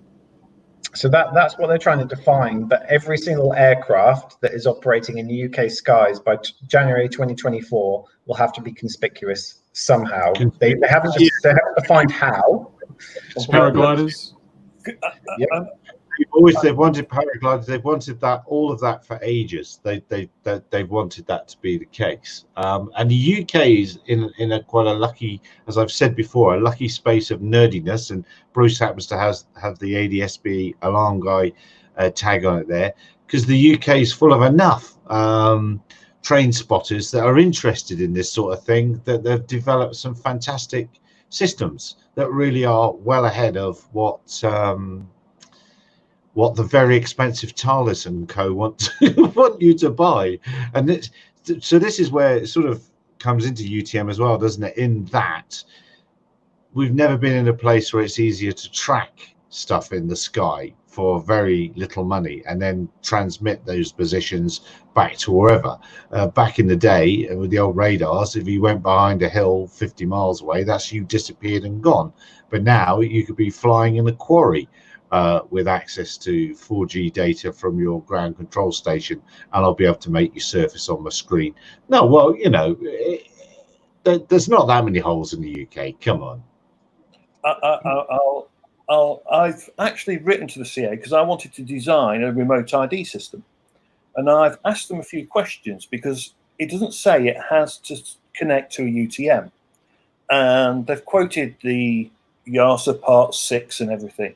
But there was an interesting line in there that I can't find. Now, either I've missed it or I don't know if it's appeared from somewhere else. It has to say when the aircraft's in its emergency mode, or indicate that. But you imagine trying to get an EB. So you've got a remote ID that's completely independent from the aircraft. Yeah. How that remote ID is going to know when that aircraft's entered RTH. And I've also asked, you can't just stick 100 grams onto an EB because it'll screw the CAG up. It won't fly. It's not designed to carry that load. Have they given any consideration at all to all these things? And as for Wi-Fi holes, down south in London, they may have good 4G. But to be clear, Lincolnshire, where I am, Nottinghamshire, Yorkshire, the 4G holes are massive. Okay, everyone thinks you can get a signal. Anyone that says that, I will point and go, which network? Because It's not true. No. It- All right. You're being negative. Oh, sorry, you go ahead, Louis. No, Clippy is being negative because, as we know, Wales, when they stop burning the 5G poles, it will be a good place. So, come on, you have to look at the future. It's the 5G that solves everything. World hunger, Bitcoin, cancer, AI. So 5G will solve everything. Why are we concerned with that? People are looking forward in the future. Come on, guys, don't look at the past. If there's holes in internet coverage, it's probably where there's very low risk operations. If you have good internet coverage, it's probably where there's people. Sorry, can I just put this out there? But 5G is absolute useless. Like, it is absolutely useless. Yes, Sorry, but like, I've That's had his fault. He's burning the poles. He's burning the poles. Burning the poles, yeah. You can't say that. Everyone seems to think that 5G is going to be the savior of the drone industry. It's not. We've got 4G at the moment, okay, and it's useful sometimes, but it's not that useful. 5G is even reduced range. Like, there is talk of like a second frequency or a second second transmission which will be able to do longer range, but I've not seen it yet. Like, but the UK's bought OneSky, and they're going to have all those satellites with Wi-Fi over here. That's the plan. That's the plan. That's why the government's invested all that money in a bankrupted company. Brilliant thinking, UK. Could you imagine kind of put the antenna No, 5G is going to solve everything, as Louis said. Absolutely everything. Anything you need. Once the Welsh stop burning the poles, once they stop burning the poles, once they start tying virgins to them, that's the problem. So it'll be fine. You know, when we have I think no virgins in Wales, Bruce. That's it's the lambs, man. It's the lambs. I think at some point there will be a data connection requirement beyond a telemetry link.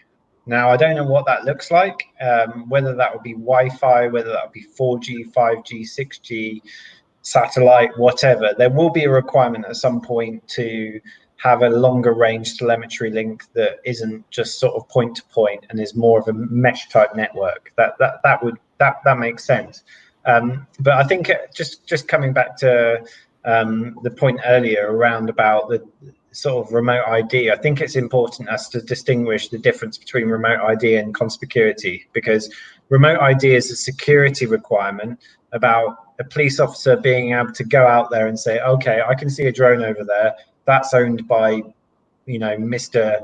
Bloggs who lives at such and such address, or they might just go around to some random person's house and knock on their door and arrest them for no random reason, not sort of pointing out to Gatwick or anything like that. But there is a difference between remote ID and what electronic conspicurity is, which is around about an aircraft making itself conspicuous to other aircraft. And that's more of a safety requirement. So you need to split those down into sort of security and safety.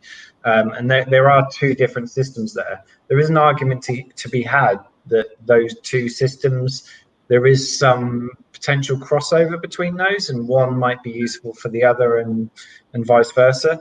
But I think there are enough differences to make those two pieces of technology different. But I completely share Mr. Clippy's view that making everything have to be remotely identifiable by 2022, I think it is, or whatever that date is.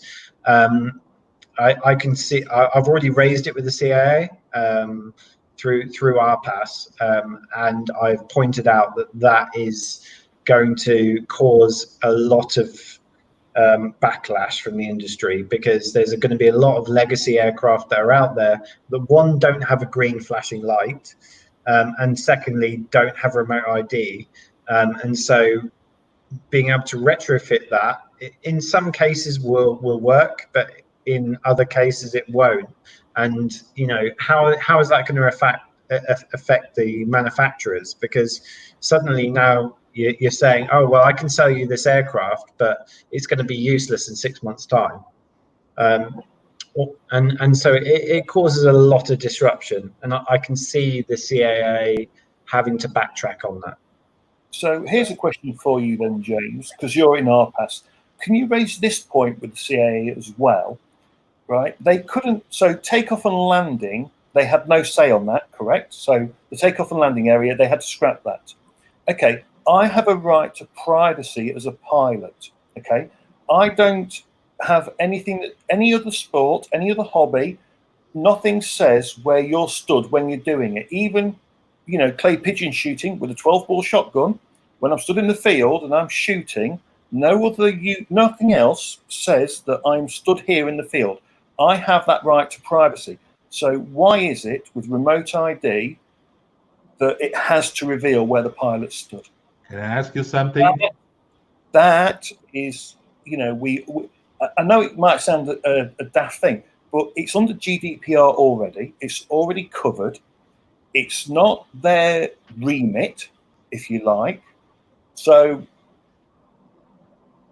can I ask you something?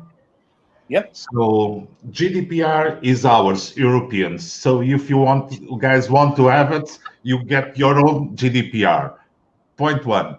Point two. What's your reasonable expectation? What's your reasonable expectation of privacy while you're driving a car? So my car has a number plate. It doesn't mean that I'm the driver. I don't care. It's the same as the conspicuity and the remote ID of the drone, not the pilots. But remember, the drone has a sticky label on it that already says who I am. Yeah, so the car has a license plate that says who the owner of the car is. Yes, but it doesn't. When I'm driving down the road, I don't have a remote ID saying I'm driving down the A1. Yeah, you have letters this big. No, it doesn't. It doesn't. I don't have to transmit that live. That's what I'm saying. No, you're transmitting visually live, because with all the cameras you guys have in UK, you cannot do 100 meters without being captured by a camera. So that's a bit of a misconception. And you live in London. I kind of agree with Louis on this one, because I think if you drive down the road, within probably 10 minutes of you leaving your house, you've been captured by some camera somewhere, and they know. Yes, that yes. Hang on. That's not an open system. That's not an open system that anybody can listen into. The remote ID standard has to be an open system that anybody can intercept. And then did you say? Let me what get on my. stopped me from following you on a motorcycle and tracking your remote car ID? But they can't get on my bike and take control of it, or they can't get into my car and take control of it. As a commercial operator, I'm responsible for the flight, the aircraft, the landing area, and everyone around me. With the aircraft transmitting my location, it means I can never ensure that the takeoff location is secure, because I can't control who is going to wander into it. Now, currently, I can mitigate that risk by flying in an area that is secure. It might be a piece of private land. It might be an area where I know there are no people around. I can put up my cordon. I can put up my fence in, whatever I want to do, and it's fine. However, now I have to anticipate the fact that someone with a mobile phone might think I'm going to go and get that drone off that guy randomly, and 5 kids turned up, and I'm suddenly in a situation of not knowing how to deal with that. So what I think these new rules mean is you are not going to be able to safely fly as a single operator, because so at no that means point that when next time I'm in London, I can go and park my rental car inside Buckingham Palace. That's the same, guys. No, it isn't the same. You cannot go to a restricted area. That's the same. Sorry, guys. This is about that's a restricted area. That's behind a big fence. There's men with bang sticks there and things like that. Sometimes they open the doors. I see the guys are opening the doors all the time. So next time they open the doors, go in. We know that wherever you go, they open doors, red carpets go down. Lou dresses the Queen and they'll let him in. This is about the aircraft transmitting the location of the pilot whilst in flight. It is simply unnecessary. Now, it's no issue with it transmitting it. Yeah, that's what I was going to say. There's no issue with it transmitting it securely to whoever needs to know. However, sending that data open. Now, transmit the aircraft's location openly, 100% fine, not an issue with that. However, transmitting the pilot's location openly is a risk to the pilot. It is a risk to him getting his equipment stolen. It is a risk to his actual flight operation because that data is available to everyone as well. And it's also a risk to his business because people now know where he is operating from. What if competitors started logging that data? What if people set up little MASH That's networks? my idea. One network of Raspberry Pis, and then working out who's flying what where. Who's flying what? Yeah, and you would be able to build a very. I cannot hire pilots in England, so go away. There are no commercial operators in England. But what are the Ofcom rules? Because I know here in New Zealand, the radio spectrum rules say you're allowed to intercept any transmission, but you're not allowed to act on information received via that transmission. How does that apply in the UK with the remote ID? Not sure, James. No. I think just trying to condense it and summarize this, like really, if remote ID, at the end of the day, no one deserves to have your data apart from the authorities. At the end of the day, if you're flying, like no one else out there, no member of the public needs to know where I am or where the drone is. Correct.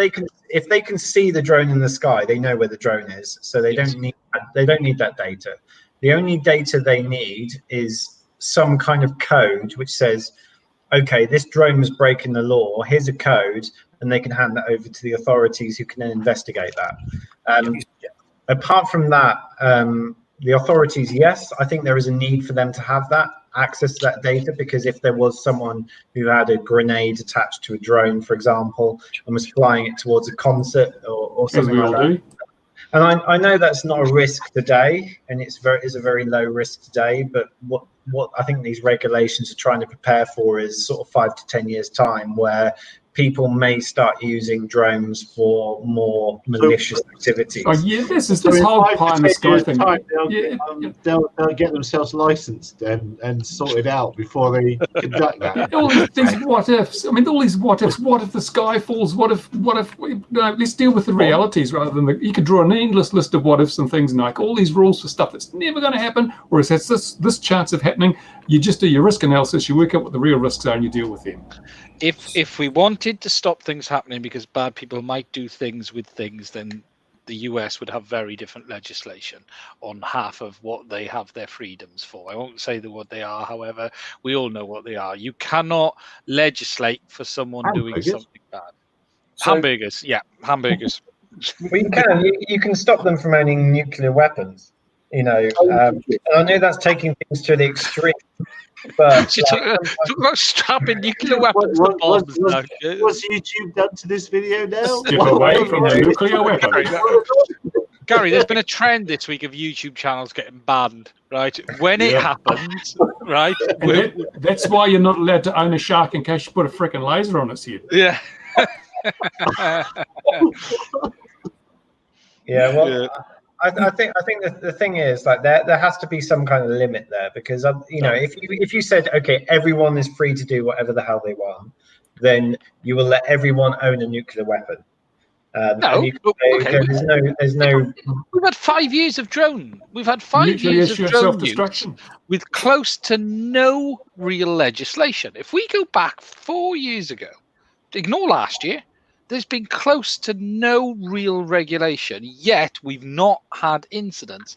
So if we're going to go, that's turning into the territory of we're going to legislate you because you might do something bad in the future. Well, let's base it on evidence of what has happened, just like safety, just like Bruce said, just like basing it on things. You can't legislate for something that might happen. You base rules on what is fair and reasonable based on probability and not what any eventuality. I'd agree with that. I'd agree with minority report territory.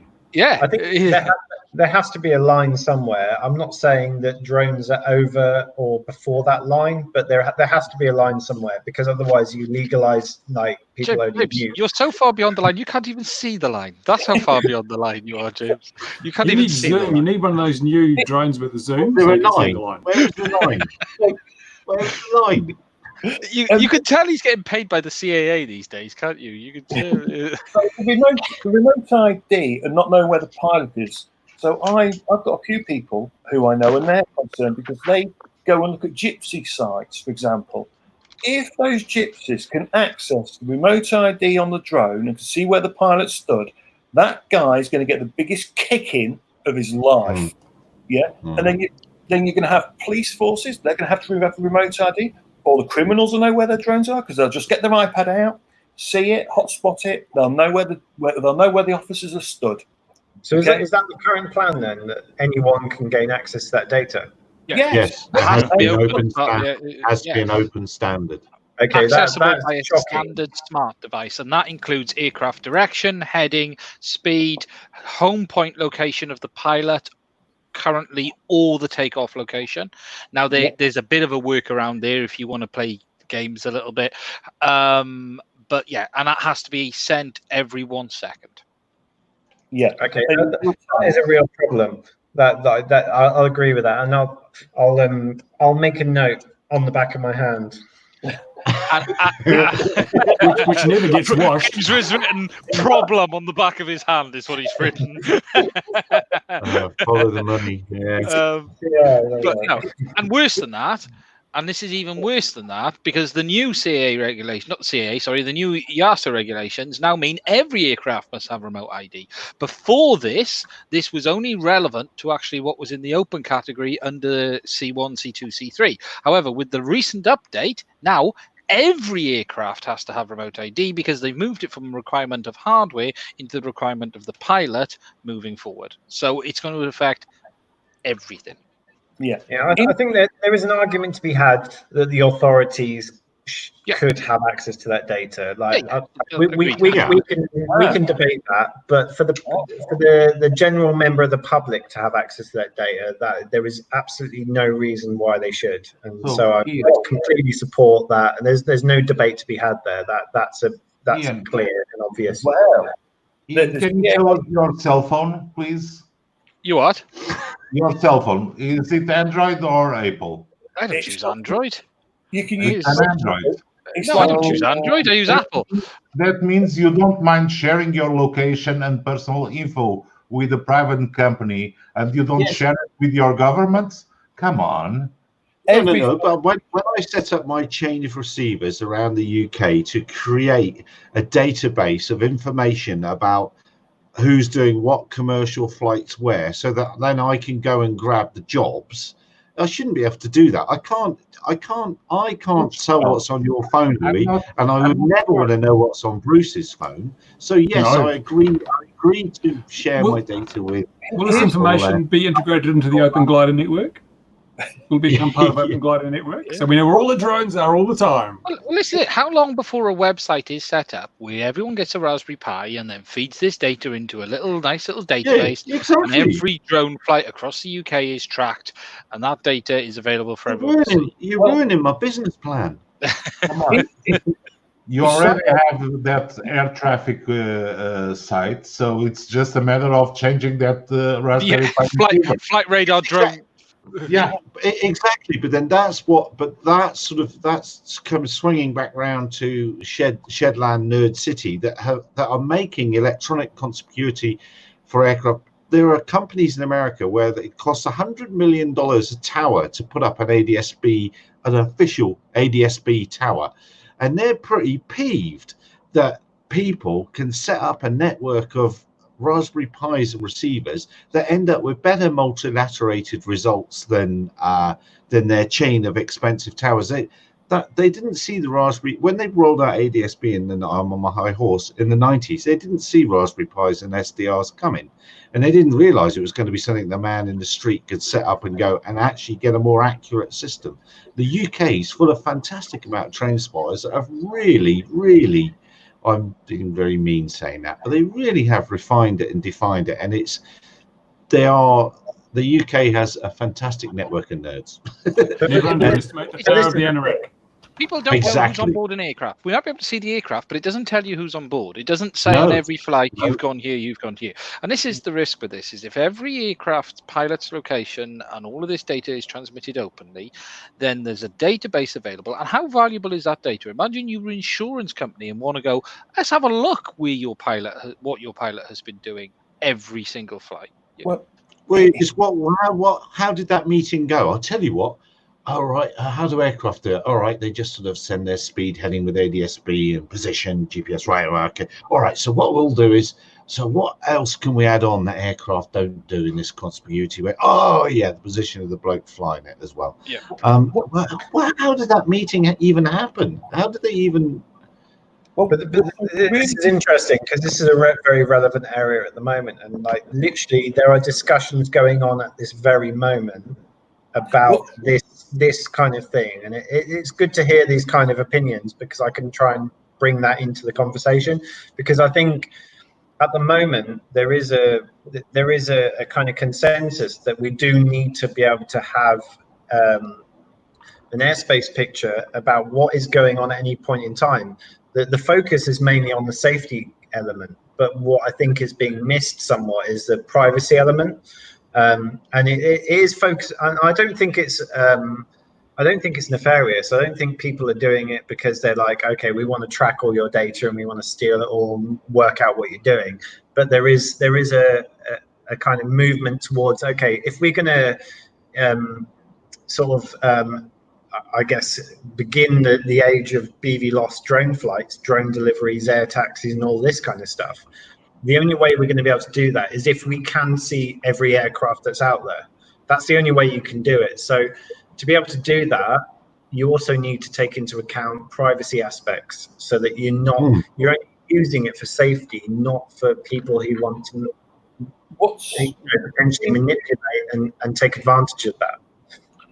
And what's really interesting, James, is if you read the YASA, all the stuff on it, on remote ID, so we're talking about remote ID, not UTM, doesn't connect to a UTM, while it's in flight, and it only has to do this while it's in flight, and it does state that any mobile device, be it Android, be it an iPhone, be it your iPad, you can connect to the aircraft, you can see the operator's ID and where they're stored and all that stuff. But what's really interesting is, it doesn't say you have to store that data, and it doesn't say you transmit that data anywhere other than while it's in flight.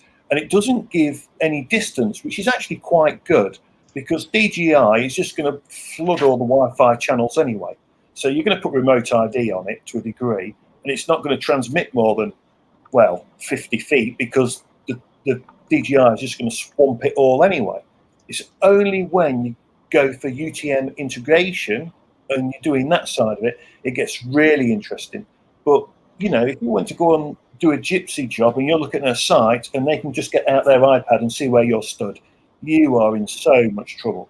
Can you call them gypsies? I thought it was travellers now. Well, no, romantic European travelling. No, you have to be politically correct. Migrant populations. No, round here we call them other things as well, but we can't go down that road. You are a politically correct environment. Oh, very much so here. Very, very, very much so. It's quite interesting though, because this is an area that I'm actually quite, privately quite deep involved in terms of conspicuity data in a business that I'm involved with, and there is a big challenge around the authenticity of electronic conspicuity data, purely because ADS-B, you can spoof that stuff. Like that's easy. That's easy to explain. Yep. Secondly, you need to authenticate it. You need to work out who it is who's transmitting it, who is it who's receiving it, and then somehow get that into a network to be able to say, okay, well, this is who they're saying they are, this is who's receiving it, and this is who they are.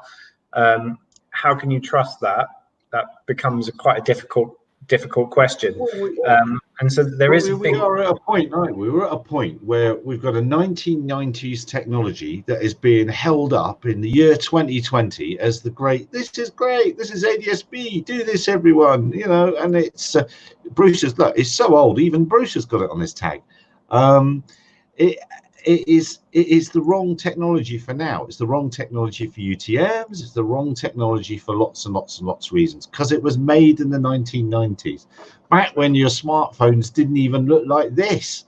You know, it's a nonsense. I agree. We do need to standardize a frequency. We do need to standardize a protocol. But then we need to be able to allow. It's been done for you. It's Wi-Fi. 2.4. It's Wi-Fi. It's already stated. It's been done. It's been done via a back door without thought to actual spectrum allocation around the world, and without thought to. It's like all the wrong people were in the wrong people were in the room. But that's not going to pass, though, because you know, one of the fundamental requirements which they're talking about at the moment is a dedicated frequency for this stuff. That's going to make it so expensive. No, those meetings have been going on about dedicated UAS spectrum since I started SUS News in 2008, and it has got no further. At every World Radio Council meeting, there's such a fight for spectrum. There really isn't. And it's all in the 7-8 gig stuff. They need to make more of it. 5G. 5G. They do need to make more of that 5G, yeah. Remember, remote ID has to be accessed by a current mobile device. So we're not talking about PMs again, James. This is all about remote ID.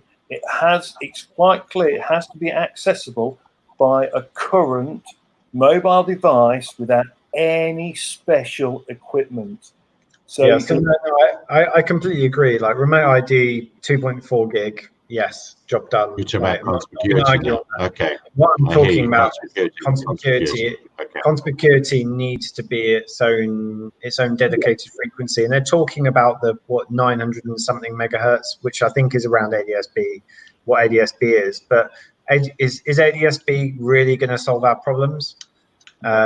I don't think so. I don't. You can't trust that data. You know, a terrorist could come in. They could set up a transmitter next to Heathrow Airport, and they could spoof 100 aircraft flying around. Yes, it would be highly illegal, but it would cause absolute havoc. Be easier just to fly a drone. You can do that today. We know that works. No, you don't need to fly a drone. You just need to telephone them and tell them you're flying a drone. You don't need to fly one at all. Yeah. Just get on the phone. Gatwick, I've seen it. Yeah, but isn't it? Is it not ridiculous that we can be having a spirited argument about this? And again, I will bring that reference. We could just be duffers in a pub.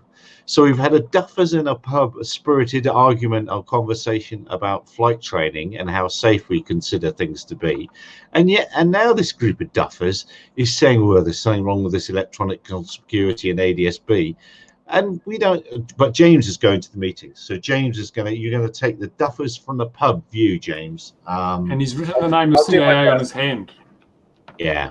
I say that around remote ID, we park electronic conspicuity. The wrong people were in the rooms for those meetings. There plainly weren't people from Ofcom or the World Radio Council. There plainly weren't people to do with data security there. The wrong people had that meeting. That was probably in a pub. And electronic conspicuity, well, we just need a modern way. And you've said it before, James. It's a term you've used, and I like. We fly digital aircraft, and there's no reason why we're being hamstrung by 30-year-old technology in our world. I'm getting off my high horse. Someone else take over. Someone else take over. Let me get off my high horse. We need a frequency. Like for electronic conspicuity, we need a frequency. We need a protocol. We need a standard that people say, okay, we're going to adhere to this standard, and the standard includes some form of encryption. It must include a way to be able to say, look, okay, the only way that I can be sure that this device is real is because this device is being registered, it's being provided with some kind of key, and that key is then transmitting something with an encryption code that can only be decrypted if that key matches to some kind of database. If you can do that, then you can ensure the authenticity of that message that has been transmitted. Without that, it could be anyone transmitting any message, spoofing it from, you could have a terrorist at the end of Heathrow runway, you could have 100 aircraft flying around and cause absolute havoc. That can be done today. I know people who can do that. I know people who have code who could do that. They haven't done it. I'll say that, but they could do it if they wanted to.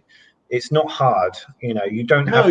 All you do is you have a laptop and you connect it to X-Plane, and X-Plane talks to the your ADS-B machine like it's real aircraft, and then you fly the X-Plane back to Sims. You took it back to Sims, and then you fly the sim around Heathrow, and then the ADS-B transponder will send out messages as if it is that aircraft flying around wherever you are. That's all you have to do. Yeah. That's all you have to do. Exactly. And we can't, you're never going to write a safety case for a BVLOS drone operation based on a technology where you can spoof data that easily. It's just not going to happen. You need some kind of authenticity. You need authenticated and trusted data coming from source. Once you get that data into the system, then there's a second argument to be had as how can you keep that secure within the network. That's a secondary conversation. But the key requirement is it has to come from a trusted source to begin with. And at the moment, ADS-B doesn't provide that. So it adds some value. Don't get me wrong, having that data is 99.9% of the time probably accurate and probably trusted, but you're not worried about, you start getting down to the sort of percentages as to saying how trusted does it need to be able to solve the problem of safety, and that's a really difficult question to actually answer. Well, it was just going to be circular arguments. But at the end of the day, if you are at a big airport, ukplc.com, you will have all manner of radar and detection methods stood to one side of ADS-B itself. Out there in the boonies, in the middle of nowhere, unless you've got Bruce's ADS-B alarm, do we care? Do we really need all this? Surely the airport that needs greater levels of security has got enough other layers of stuff there. I know Mr. Clippy has done some I think you've done some aggression tests against various counter UAS systems. So what am I trying to say? Aren't we making it too complex? So a digital aircraft will just report in via our ground control station, or 4G if we're in an area that's got it and is good enough, or we'll telephone in our flight strip and that's it, isn't it? What else do we need to do? Well, what you have to do is you have to deal with the current technologies out there, because trying to go and get every single person out there to go and upgrade their systems that they currently have is going to be very, very difficult.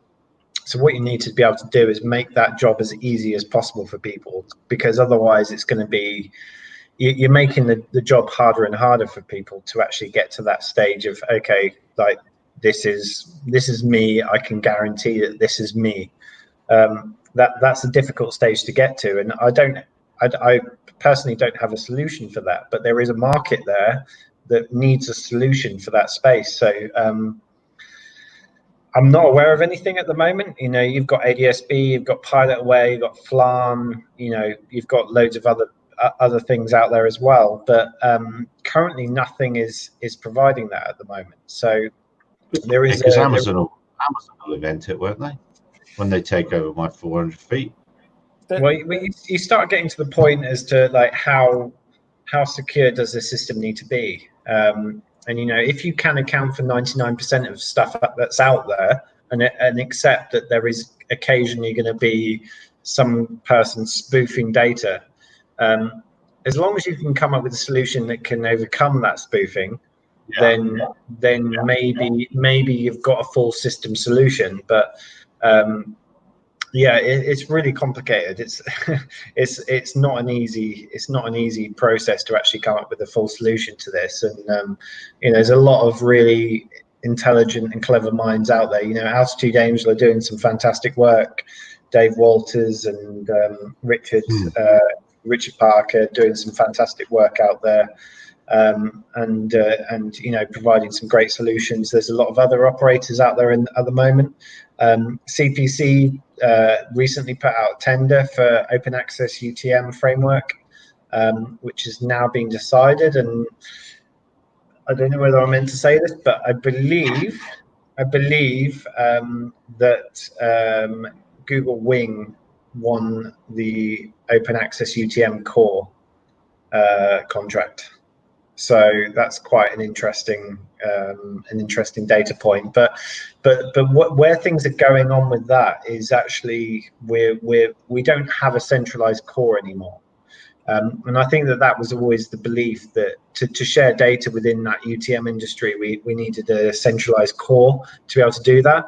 Whereas Google Wing are looking at a more distributed approach to that, where you can actually have cores of data distributed throughout the industry that's replicated. So there is some really cool work that's going on, and I think the UK is bang on the money. They're following ASTM standards, which are sort of international standards, originally I think developed in United States, but led by Google, and I think ANRA Technologies are co-chairing the standards group. But that they have. The UK is following that at the moment, and I believe following that. The money, No, I think they're following the right approach, and I actually truly believe that is that they're basically going for a distributed, federated solution, which provides competition, and I think that's a really positive step for the UK. It's competition, and that's can't argue with that. And I think the worry was within the UK that we were going to go down. And if you look at USpace is looking at what they call CIS, which is I think it's called a Common Information Service or something like that. And I think in Germany recently, they've basically said, okay, we're going to pick you as the Common Information Service. So they're going for a centralized approach to UTM.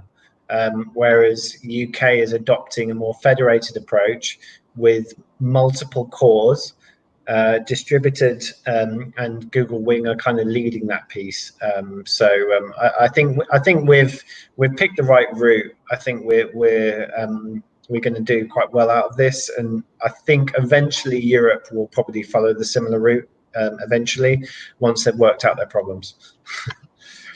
Wow. Someone pick up the ball. Someone pick up the ball and run, because I'm just thinking, what's really changed? What's really changed? I bore you all too much. No. It's just and Ben Smith says it's still bleeding. Why has the sky been carved up into business opportunities? And unfortunately, we have been moaning about this for years, and it is that first 400 feet of airspace that no one was ever interested in until they think they can make a crap load of money out of it. And I'm not overly convinced that we need such big systems. I'm not overly convinced there's going to be millions of small unmanned aircraft systems flying around in 20 years' time, or in my lifetime, shall I say. Wasn't it Price Waterhouse who said that this industry will be worth $14 billion by the end of 2020? How much is it worth today? I don't know, but I'm wondering if the skies will be that busy when you get out of prison, Bruce. I mean, what sort of indicators do we need to go by? Well, it depends. It could be decades from now before they come out with their final decision. I may not get. They'll just incarcerate my corpse. It's interesting that Amazon didn't make a big bid for that and get through. They're sucking up IP. Yeah. Well, that's what I was going to say.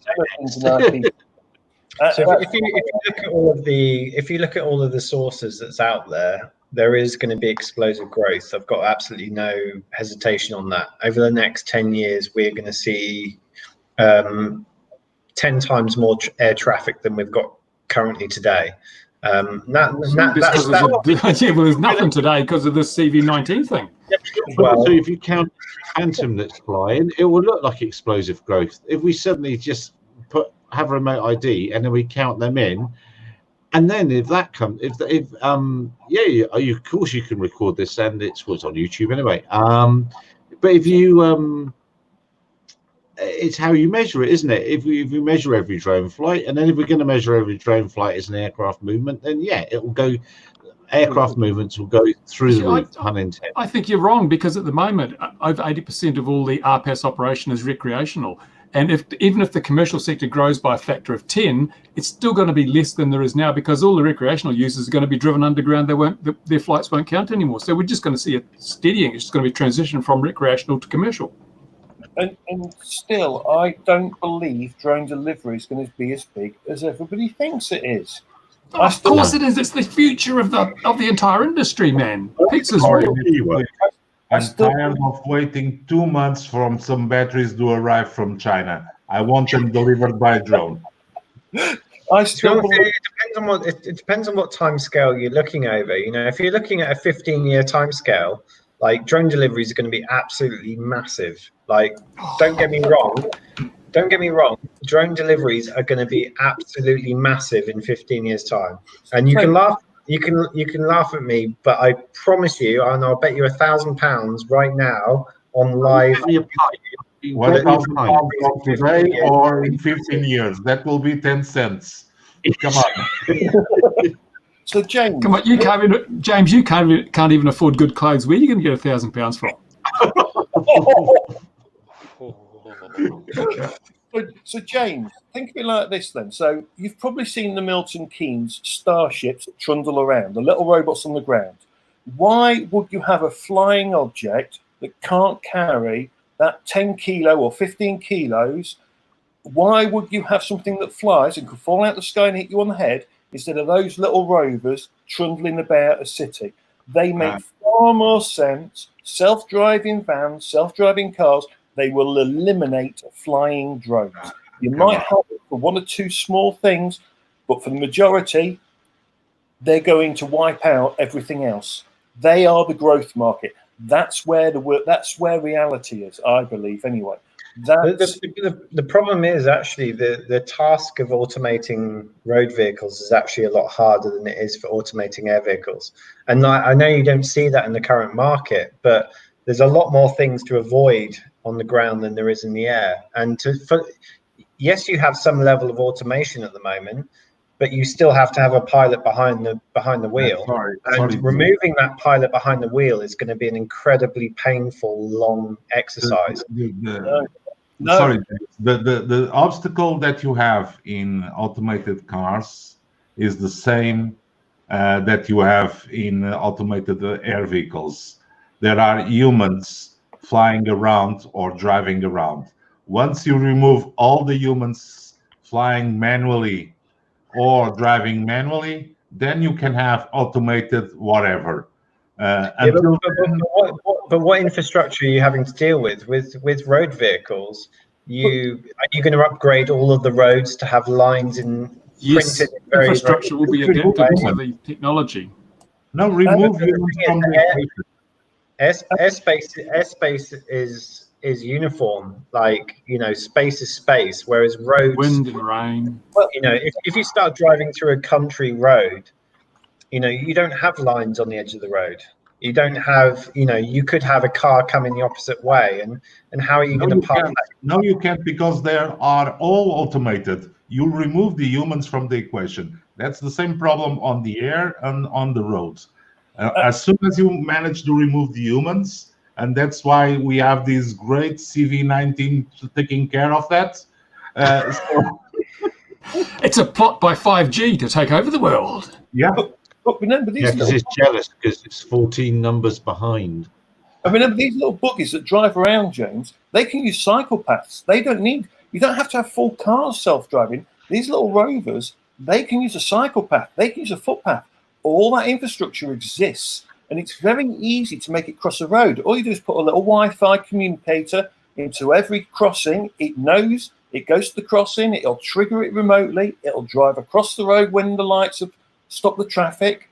They are going to carry more and do more than I think people believe. And remember, when a drone flies to a block of flats, hang on a minute, it's flying to a block of flats. Where's it going to land? It flies to my back garden. It can't land. There's a tree. These little rovers will come to your front door for you, or just outside on the footpath. They are. We already have lots of automated, fully autonomous vehicles running around in certain places. For instance, the biggest example is the airport trains. There are no human-driven trains there, fixed paths. So they just go from the station to station, open the doors, close the doors, done. So we already have automated land vehicles. But that's an unfair comparison because you've got an extremely controlled environment there. The train can only go in one direction. Like you've got a 1D kind of variable there. You've got one dimension. It can either go forwards or backwards. It can't go left, right, up, down, or anything like that. And you know that track is secured because it's protected by some kind of tunnel which doesn't allow people to get in there. As soon as you start driving on a country road, which has potholes and hedges and cars coming the opposite way, it starts becoming a lot more complicated. I believe you're coming from the wrong assumption. You're assuming that the infrastructure will remain the same and you'll have the same people driving like on the wrong side of the road and all that. That's the big problem that the current autonomy guys are facing for cars. And you don't have that on air vehicles. On air vehicles, the airspace is more regulated, although some crazy balloon guys and ultralights that don't have any kind of conspicuity use that airspace. But the frequency and density of those vehicles are much less than you get on the road. So, okay, Louis, let me put it this way to you. Okay, if you were going to design a vehicle of any description to take a package from your house to somewhere 4 kilometers away, would you use a ground vehicle or an air vehicle to do that? How heavy is the package? At the moment, ground. Absolutely, without any question. Ground vehicle, but you could program that to navigate its way around those roads to get it 4 kilometers away from you. Come on. Try a donkey car. Make yourself a donkey car, James. No, it's absolutely doable these days. You just get one of these, and let me find it. What have you got there? Yeah, the NVIDIA, and one of these, and it's done.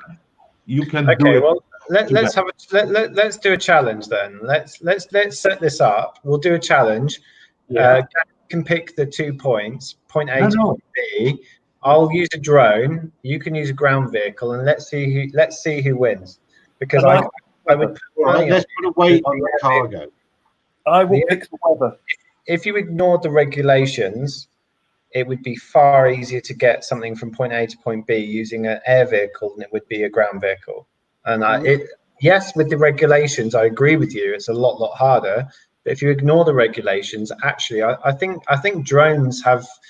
And I'm not saying like it's a one-stop solution, but I do think that like last mile, there are a lot of places, especially in London, that ground vehicles, in big cities, ground vehicles have their place and they are much better than drones. If I want to get a package to my front door, at the end of the day, there's nowhere for a drone to deliver it to me.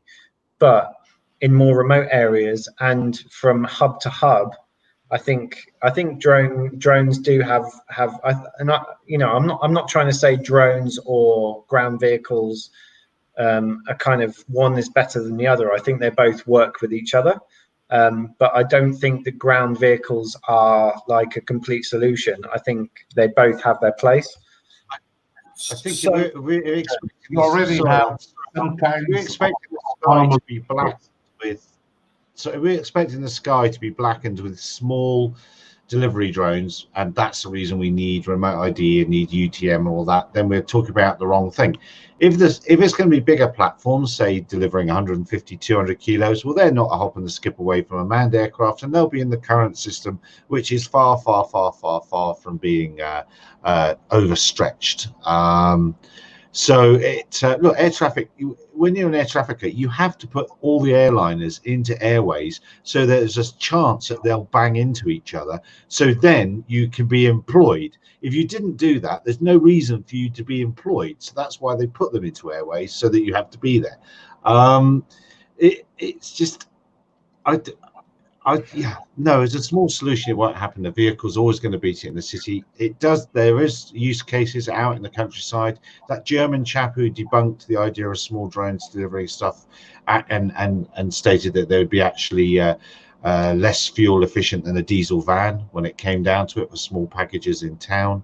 But when you get out of town, yes, that's the point. But then you'll get into bigger stuff, and then there won't be so many of them, James. And next week on Bashing James, we'll be talking about. So, all I know, if I wanted to deliver a package from here to somewhere 4 kilometers away from me, I bet you within a week I could build a platform that could do that with a drone. If you asked me to do that with a ground robot, that would take me probably a year to do that. And tomorrow I can hire someone with a moped. Install Arduino Pilot and you're done with it. Give me 2 hours. Yeah, but the problem is you have to avoid all the traffic on the journey. Yeah, no, you don't. I go under it. You'd be surprised, James. Have a look at donkey cars. That's a good way, and they've got a simulator. You would be surprised at what is being done now. It's just, it's perhaps it's at the level that we were at 15 years ago with multi-rotors and things like that, but it's there. It's not very far away. Starships on the streets of Milton Keynes. Milton Keynes is a bit of a weird case because, of course, it has got the infrastructure already built. It is built for people walking. But this is the thing, isn't it? Like, infrastructure is the biggest cost. Like but look at the current situation we're in. Streets in cities are being taken back and being planted in the center. The current situation that we're in is changing the way city center infrastructure is being handled. And if you're going to have more outdoor seating, have some plants in there, you might as well leave a lane in there for your delivery robots as well. And by the way, James, I can bet you that I can get an autonomous vehicle faster than you can get a drone. I just have to click on buy now on Tesla. So here you go. It sounds like a challenge, Gary. I think we should set up a crowdfunding website to make this challenge happen, because this sounds like quite a good little challenge. Oh my God! I need the new Roadster, the new Tesla Roadster. That's the vehicle I need. Do the crowdfunding for that one. If we're Milton Keynes, why haven't we created other new Milton Keynes? Exactly right, Andrew. Exactly right. I was just making the point that it has great infrastructure for it, so it's been easy been to Milton Keynes? It's a great place. I love Milton Keynes. Get in there, get your shopping done, and live in the countryside in moments. I love Milton Keynes. The other thing is about delivery drones. Now, in the UK, our weather is so haphazard, it's bonkers. Today, no drone would have been flying. The past few days, if it was a drone delivery service, you would have been very hit and miss. Okay, unless it was at Gatwick. And these little rovers don't care if it's a 40-mile-an-hour wind. They don't care if it's raining and absolutely chucking it down. And as for infrastructure, a footpath already exists. A cycle path already exists, and we're building more. They can use the same infrastructure. They don't need their own special little routes. You know, all they need to know is they can go this way. And if they stick to the rules, where always on the left, like a car is, and they travel on the left, so on a footpath, they'll always travel on the left side. Once they're programmed and they learn this, and same for cycle paths, everyone will get used to the rule. They know that little buggy is going to keep going on the left side, and it's just trundling along. You can put little indicators on it to tell if it's turning left or right if you want to. And they don't care if it rains. They don't care if it's windy, you know, and they can carry hot and cold because you can make the container insulated. Yes, they might only do 4 kilometers, but, you know, you can have them cover different parts of a city, and they can deliver to everyone because they don't discriminate if it's a block of flats or a big posh house that's got room for a drone to land in the back garden. Which one makes more sense?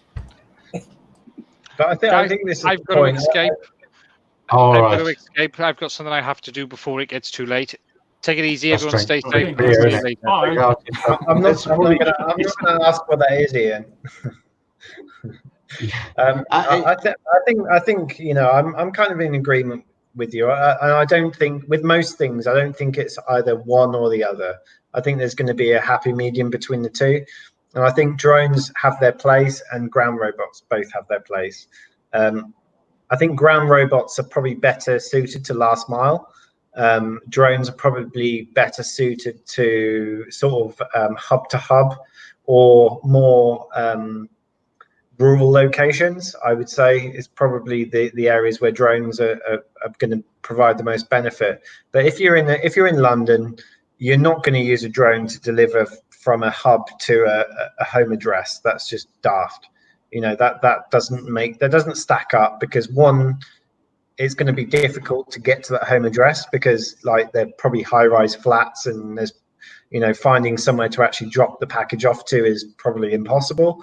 And secondly, like you've got a very like advanced infrastructure there, a very well-known infrastructure that you can navigate around.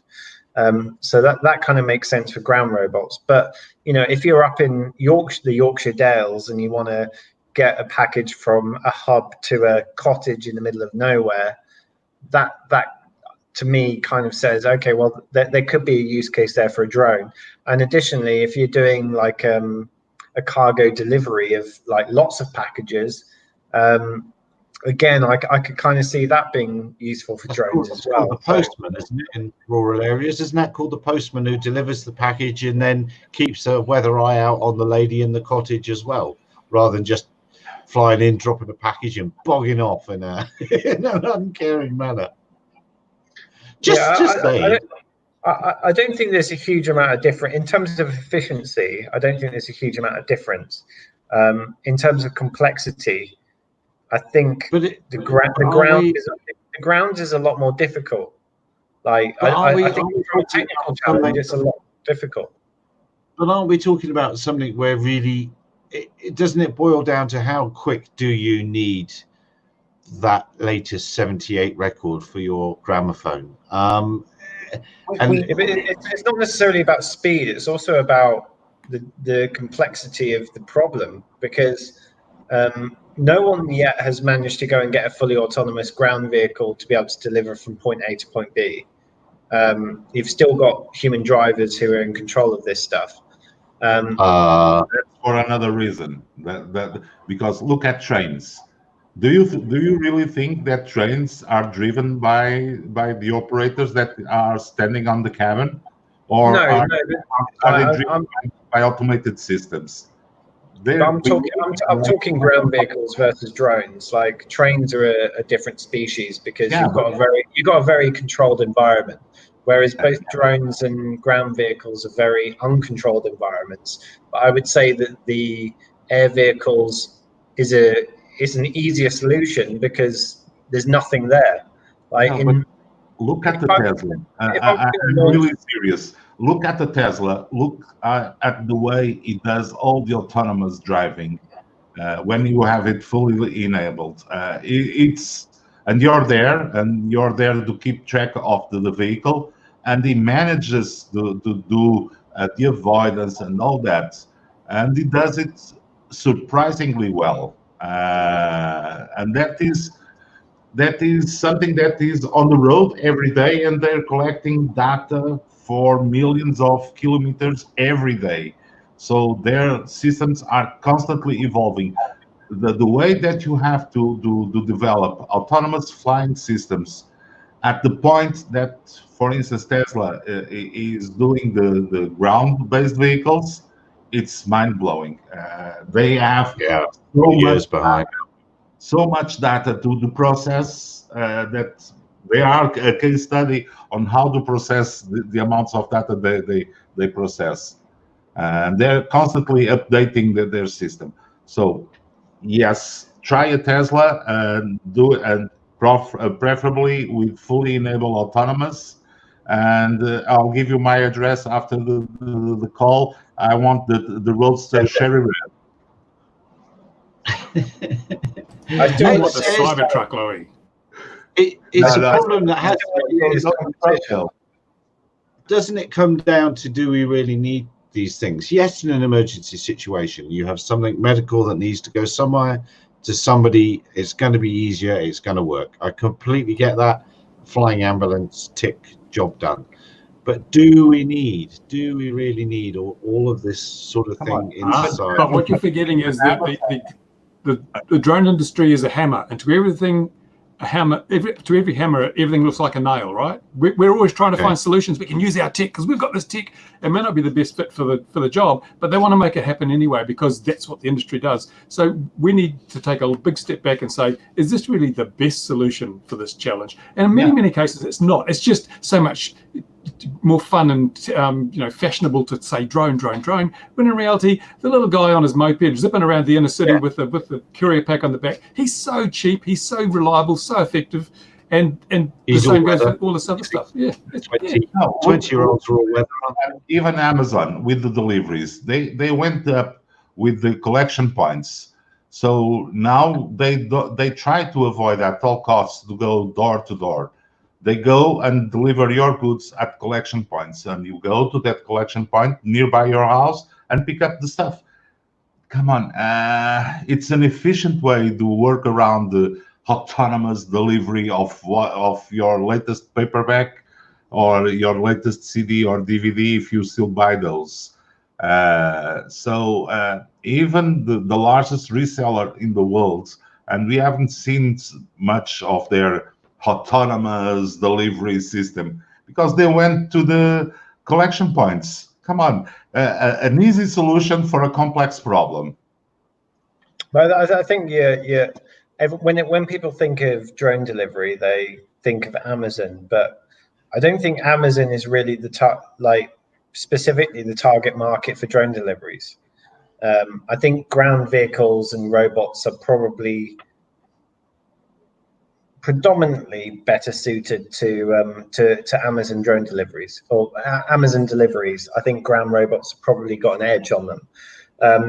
Where I think drone deliveries have their advantage is probably for other things. So medical deliveries is a clear one. What kind of medical deliveries? Come on, James. I have to go to the pharmacy and collect my medications every month. So I really don't need to go and have a drone send me a box of pills every month. I can go. What about if you're a cancer patient and you have a very specific type of medication that you need to go and get to you quickly, and it's at a hub location, and your local pharmacy doesn't have that medication? These are such marginal cases that there's always going to be these cases, but compared to this big, and you're using a drone that big, I mean, really, you can always find a reason where you can say, yes, a drone would work here, but we're looking at 99% of what's going on. Drones just are not a good fit to the problem. We're not supposed to say that. We're supposed to be pro-drone everything. We got that wrong. Now my pragmatism's showing through again. I'm pro-drone, only that it has a badge saying Tesla Roadster that James is offering me cherry red. Yeah, with medical delivery, if you've got a big medical delivery, you've got to get to that hospital. Stick it in the Tesla and tell the Tesla to take it, because it'll carry more than any drone that flies. Because the only thing you really want in an emergency is a defib. So a defib. It's Elon Musk for you, Louis. Ambulance going. So a defib by drone is the one case that I think a drone wins. But the thing is, if you're carrying something which is so small, why would you put that in something that costs 70 grand? Well, you don't carry something small because a small package is a waste of energy anyway. So you only carry something you would carry a bulk delivery.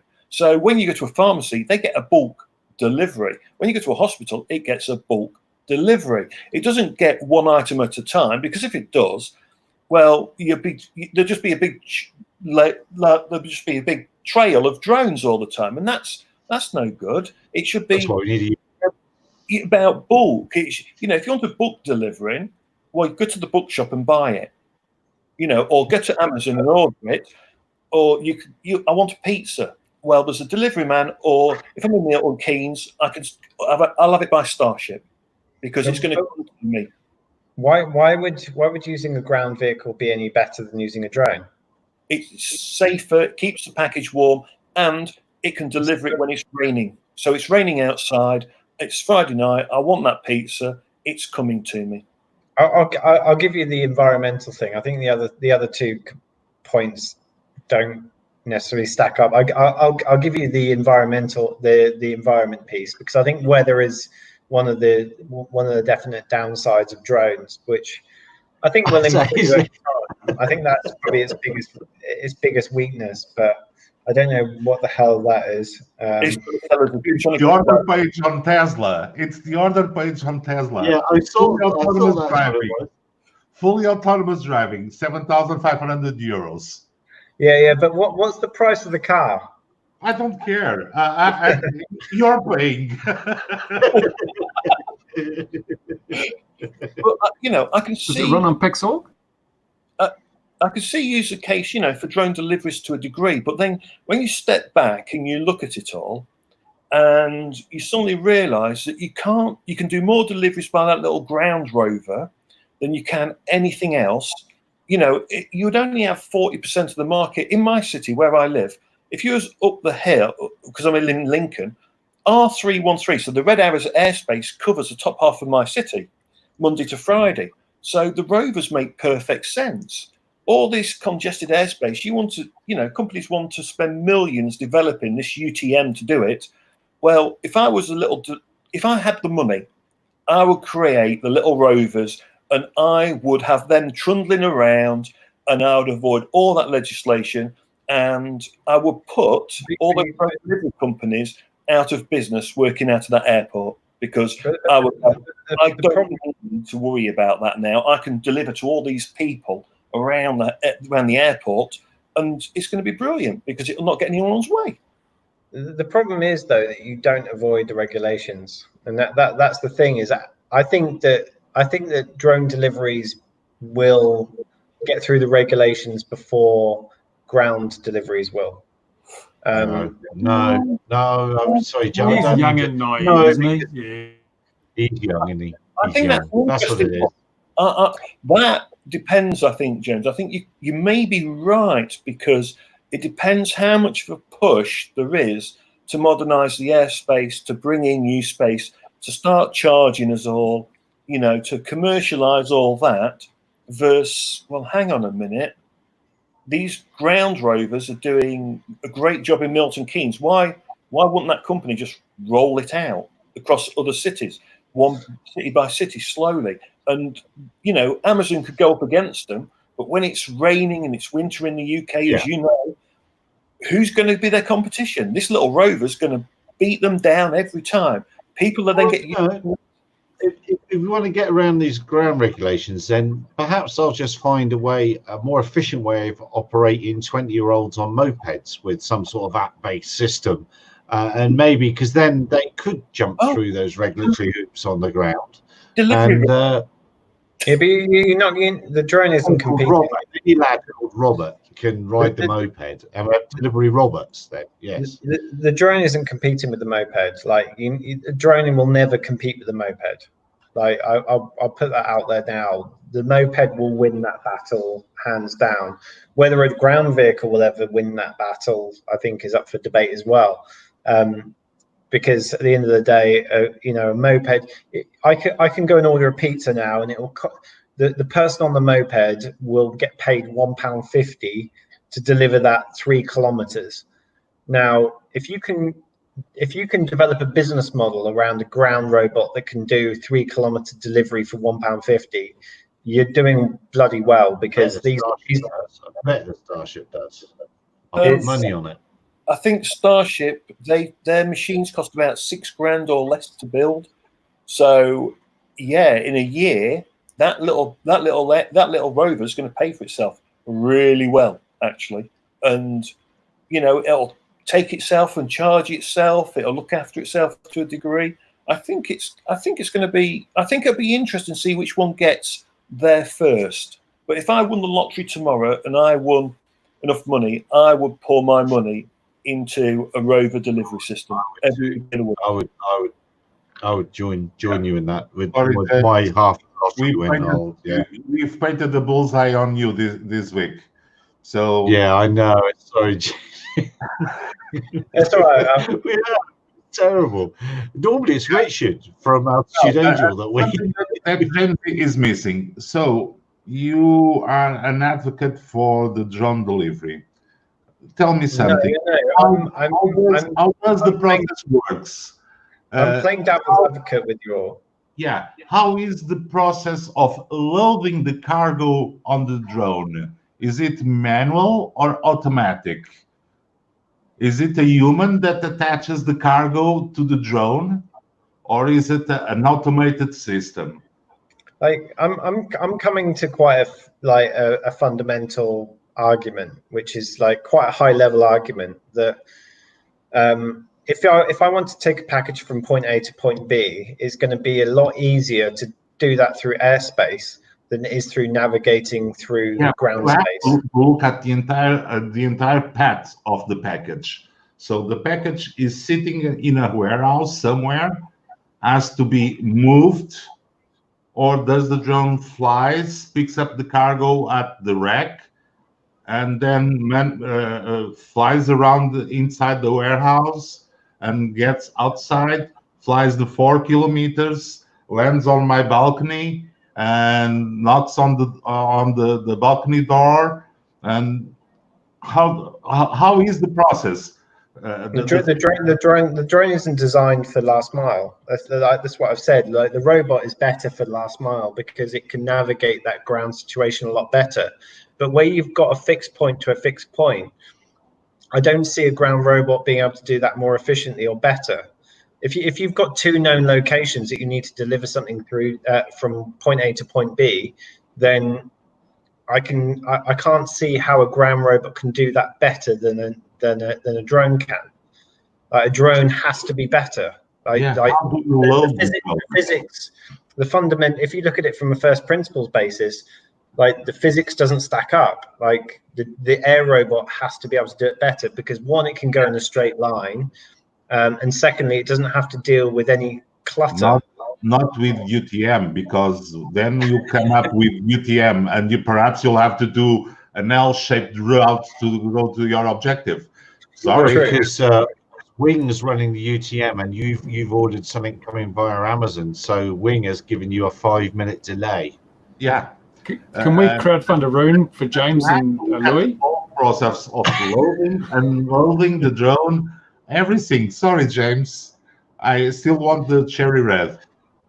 I'm a big supporter of both drones and ground robots, and like I'm trying to offer like an alternative opinion because I do think drones do have a place, and I don't think it's one-sided. I don't think ground robots are going to solve the whole problem, and I don't think drones are going to solve the whole problem. But I do think that there is a mix there that, and I don't know what that mix looks like. But I don't think it's a 95.5% towards ground. I'll give you an example. I think it's probably more. I think it's in the tens of percents rather than the single digits. I'll give you one, and I didn't find the video now. I was looking for it. One of the Ardupilot partners, Spanish company, has developed petrol-powered hybrid system drone. And their demo video of the usefulness of that drone is a guy that is driving on the roads. He has a flat tire. He calls the workshop, and then the guy comes up of the workshop, picks up a new tire and wheel, and the drone takes off and drives and flies to the guy has the flat tire. The guy changes the tire perfectly and follows on, and the drone returns back to base. That could be a good example, except if a stupid guy cannot have a spray of foam to quickly repair the tire, he shouldn't have a license. But that's another issue. That is something where I can see. But then is it another issue though? Is it another issue, Louis? Doesn't it speak to the fact that if we really want delivered, do we need stuff delivered super quick? Do we need? Do we really need it? Have a flat tire that you have to walk 5 miles with a wheel on your hand to go to the nearest gas station to try to repair the flat tire? In 50 odd years of driving, I can say that's never happened to me. Not for me. The argument seems to be is like, do we need to go and have this delivered as super quick? And the answer is no. But why would you choose the slower option? Because when the postman delivers, when the postman's going around in his little van, he's not just delivering stuff. He's a little eye on the community. He's a service. He's a communication for that old lady. He's just keeping an eye on the surrounds. It's the next day it's slower and more gentle. And there's the other issue that while a drone is flying out with a package, it's earning money. When it's flying back, it's earning nothing. And if you load a van up with packages, it's earning money all the way around the circuit. So you don't have the same lost time. And any time the drone isn't actually delivering something, it's losing money. And on the way back, it's not delivering anything. No, I agree. And I think there will be vastly more ground robots than there will be drone deliveries, like huge amount more. But I don't believe I don't believe that the value of that will be vastly more than the drones.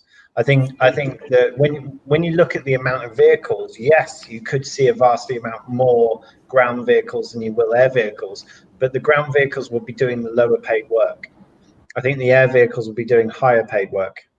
Because the drones will charge more, which will make them less effective, less efficient, less cost effective, so they'll be used even less. It's why would it's like email, you pay email, you get super quick service, but for a lot of people, I just send it normal. Well, first, it's you pay for what you need. Most people don't need the instant delivery, so they'll pay for the cheaper option, which means, again, as we said, the drone delivery thing is highly marginalized to a very, very small sector of the market where people are prepared to pay a lot of money for a very fast delivery, and that is not the majority. That's not where the profits lie. Profits lie in the core market. That's where the real money lives. I don't know. Would you rather be in charge of Royal Mail, who are doing first and second class post, or would you be rather own DPD, who are doing next day delivery? I think next day delivery is quite a big market. Would you rather own Toyota or Jaguar? You see, you have the choice. You have the option. Do you want it delivered next day, so you pay the extra, or do you want it delivered in 3 days? And most people would choose 2 to 3 days. When I order stuff to build the kit that I'm building at the minute, I don't need it next day. I can save that £3 just because I'm tight. Yeah. And I don't mind cold pizza. I love cold pizza. but you also get the people who sell chickens into the supermarkets, and they will sell the really cheap chicken for £3 a bird, and they'll make 50p a bird, and then you'll go and get the person who goes and sells the organic bird, where they'll make £2 a bird or whatever it is. But I don't think when you look at the volume, yes, like one is vastly bigger than the other. But when you look at the cash value, I think there is still a huge market there for the drone. I don't think it's as close. I don't think it's as one-sided as you may be portraying. Look to China. Has China become a potent superpower by selling really expensive stuff in small quantities? No, they've done it by selling cheap stuff in massive quantities. That's how they've made China into a superpower. That's where the real bulk of the market is. And remember, when times get tough, people can't afford to buy the expensive stuff. They'll still buy the cheap stuff. Cheap stuff always sells. Yeah, sure. But so does Apple. And don't. Only to people that are stupid enough to buy it.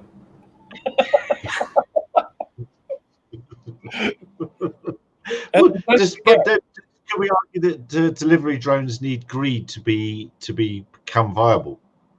Well, the biggest kicker would be with that drone that flies, it's got to pay to use that UTM, so it could be paying £15 just to do a 4-kilometre flight. And then you've got a little ground rover, he can go 4 kilometres, and all he's doing is trundling on the public footpaths. Which one's going to be cheaper for the delivery? How it will boil down to cost in the end of the day. And that fixed wing drone or that delivery drone, that VTOL, is going to be a 20 grand bit of kit plus, I should think. Where that little rover is going to be a little 6 grand bit of kit.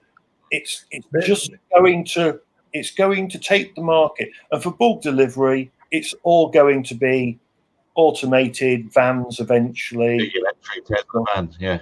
It's not just cost of ownership. It's not just the cost of the capital. It's the cost of operations. If the wheel falls off the little ground rover, you just go and put the wheel back on. If the prop falls off the octocopter, well, you're in big trouble. The scooters, because micromobility is something I'm getting into. They're putting they want to, and there's a couple of them are becoming autonomous, so that they reroute themselves into a city for when people people go from one side of the city to the other, be it morning or night, and dump the scooters. Well, then they'll position themselves to the correct part later in the day. But where I was going with that is they have diagnostics on board that says, oh, I'm feeling slightly poorly. So they then hobble themselves to a depot. They go into pre-hobble mode and take themselves off the run.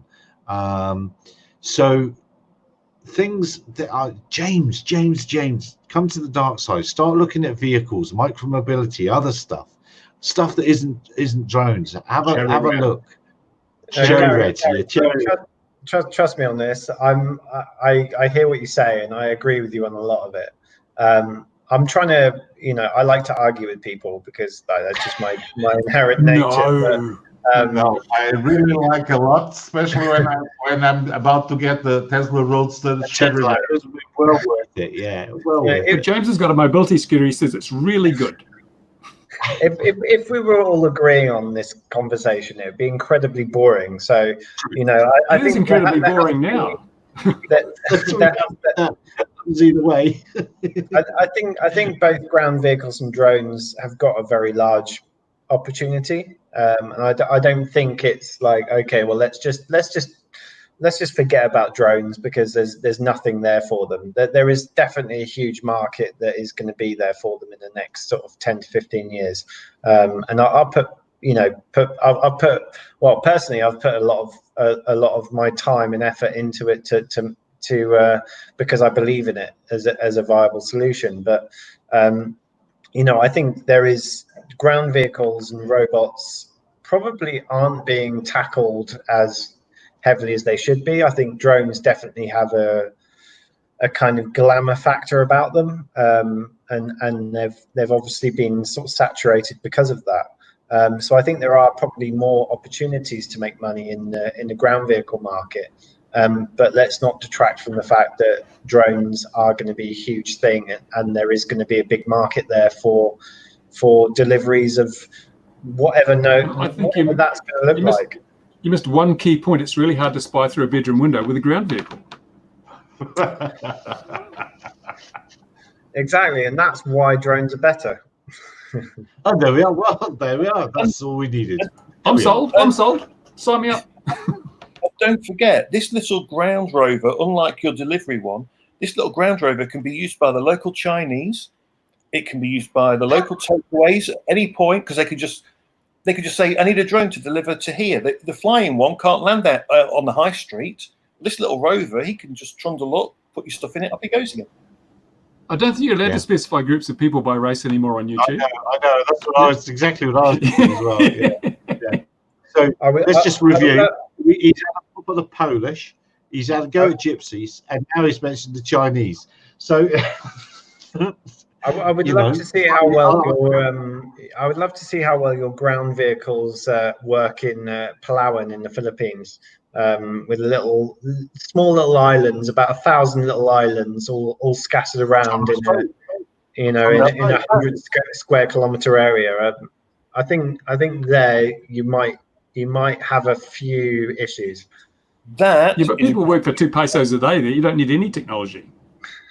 That there is where drones belong. That is exactly where the drones make perfect sense. So in the UK, delivering to like the islands off Scotland, the Shetland Islands and all that, that's where a drone makes sense, delivering to the Isles, like the Isle of Mull.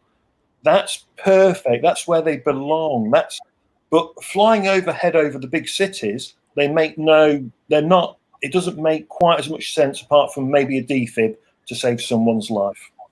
Yeah, I agree with that. What about up in the Yorkshire Dales? Having worked up in the Yorkshire Dales, the problem you've got there becomes, okay, if your flying drone can only do 7 kilometers, so it could do 7 there and 7 back, for example, it can't fly further enough and it can't carry the weight either. So then you've got to switch back to a delivery van. And that's just the reality. That's just reality. The Yorkshire moors are massive. I'm sure you've been up there. It's rural. It's bleak. The weather's completely unpredictable. And up there, van makes sense. And Compo and Click don't order off the internet anyway. What do you think? What do you think? How much do you think you could charge to deliver a defibrillator to a specific location? Now here we go. You see now it's flipping. It would have to be a very close because you can't just order one up and have it arrive in time before the guy carks it. No, it's the same as the CV-19 masks. Why don't you give a defibrillator to everyone? It might be cheaper than because you could electrocute yourself burning down those 5G towers if you're not careful. Yeah. The good news is on defib in like in North Yorkshire and the rural places, a lot of old telephone boxes they have defib. Telephone boxes are for. Yeah, that's what a lot. So they do have them, but you know, even in those kind of places, getting a defib to that kind of area, if you could, because again, the Yorkshire moors are bigger than people they're bigger than people realise, you know, and just being able to go 7 or 10 kilometres and get back to base is going to be very, very tricky. There are platforms. They did that in what's the range in West Wales at the top, not Aberporth, the one above it. They did a defib drop test from a platform that can do 100 kilometres. So that's not. It's not. That's not impossible, and you'd have that on a rail ready to launch for that situation. I guess my main point is don't underestimate the value of value versus the value of volume, because volume, yes, I agree with you. Ground vehicles definitely will have the volume market, but the value market is very valuable in its own right. Priceless. Even if you're making a loss, even if you have a loss on each transaction, you can make it up in value, in volume. It's fine. It's business. Well, yeah, but this is what Uber are doing, isn't it? And they're like still making a loss or something. Didn't the self-driving vehicle knock over a cyclist? Yeah, well, I'm just on your side now, James. I'm scoring for you. Did that. I've just seen the time. It's 2:41. We've been going for ages. It's time I got to go to bed. It's 1:32, and I've got to wait for my delivery roll. And it's all very interesting hearing about all of this here, because of course we have no delivery of any sort from any person to anywhere here. What you do in the cities, but not you can't. The post doesn't work. There's no delivery companies. I thought you got bullets delivered by gun just from down the road. Yeah, you can get those delivered very, very cheap and safe. You can get those delivered. There isn't anything yet, Gary, but if you're aware of the Future Flight competition, which is UKRI competition that's going on at the moment, there's some quite cool competition. There's some quite cool projects that are going on. So long linear BVLOS infrastructure inspections, and cargo deliveries, airport to airport cargo deliveries and stuff like that. So there are some things that are not that far away, I don't think. Oh no, I've built the vertiport. I'm ready. I am ready for the deliveries. We have Flarm, OGN, ADSB, now using Meshtastic for secure messaging between devices and platforms. We're ready. I'm ready to go. It just doesn't seem to be happening.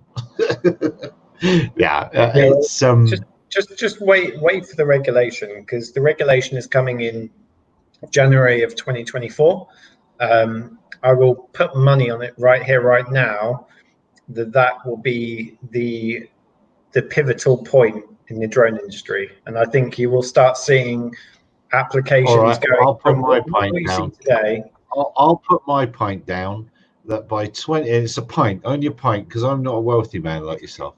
I'll put my pint down on by 2024. There'll be more autonomous delivery vehicles in the UK, large autonomous delivery vehicles that are quite possibly, in fact, I'll stick my neck out, by 2024 they might even be allowed on the road, let alone the pavement. And my bit is that by 2024 James still won't be able to grow a beard. Will they be called trains? Will they be called trains, those autonomous vehicles? They could be called trains of autonomous vehicles doing things. Yes, they could be called that. And I'll also put a pint down that by 2024, every Christmas we'll be still lighting a candle for Bruce, banged up wherever he is.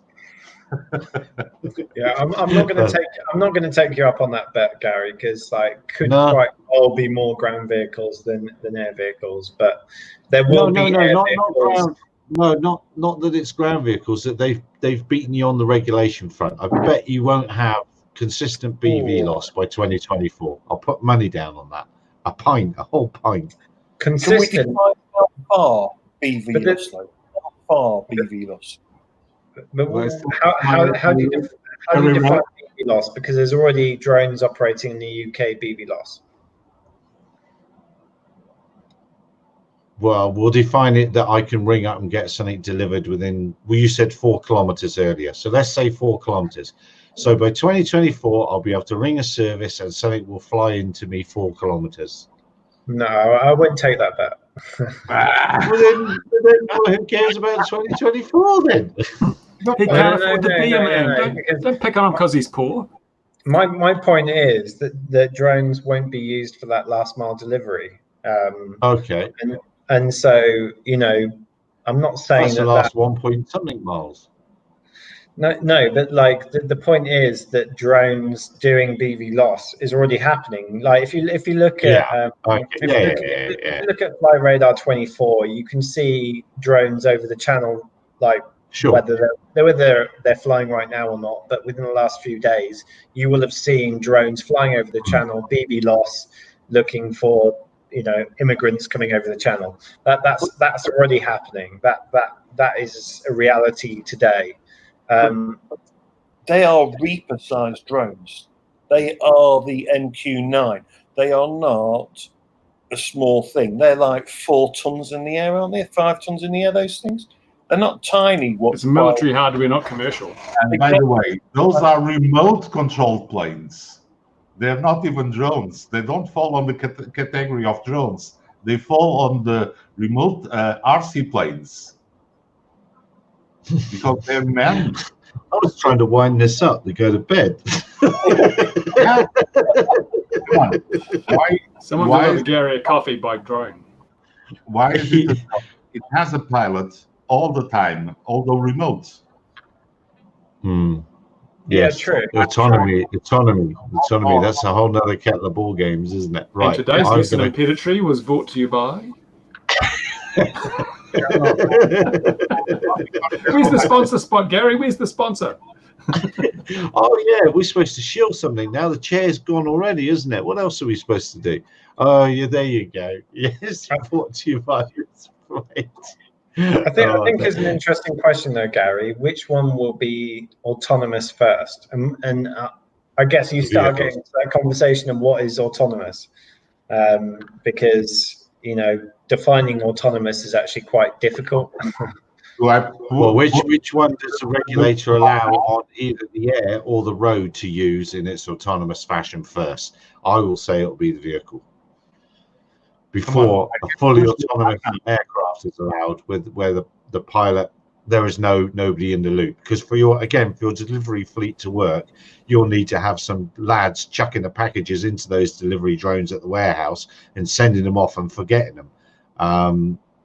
Otherwise, it just won't be cost effective. If it's one delivery drone, one operator, it just won't make any sense. It'll have to be one. It'd be 50 delivery drones to one operator. When a regulator is going to allow that?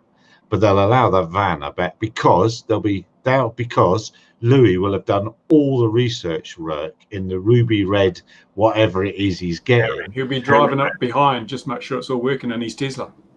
No, but they'll have millions of data points, as Louis said earlier. They'll have millions and millions and millions of data points by then, and they'll be able to prove that they're a lot safer, and there'll be a lot more of them out. Well, no. Let me just correct you on that. They won't be able to prove that they're a lot safer.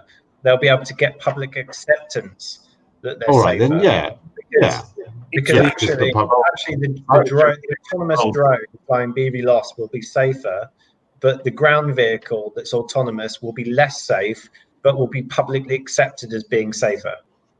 I'll take that. You're right. Now look, for the third time, we've got to go off. We've got to go to bed. But I've really enjoyed it, James. I'm sorry we really have been beating you up. I've enjoyed it, Gary. Oh, that's good. There's certainly all has to be discussed. And again, I'll say, like the blokes down the pub, we've talked around the subjects hard, and you sometimes wonder whether, when grown-ups have meetings where they get paid to have the meetings around all these topics, whether they ever do discuss these things properly. We should have had 6 15-minute breaks during this broadcast. Yes, there you go.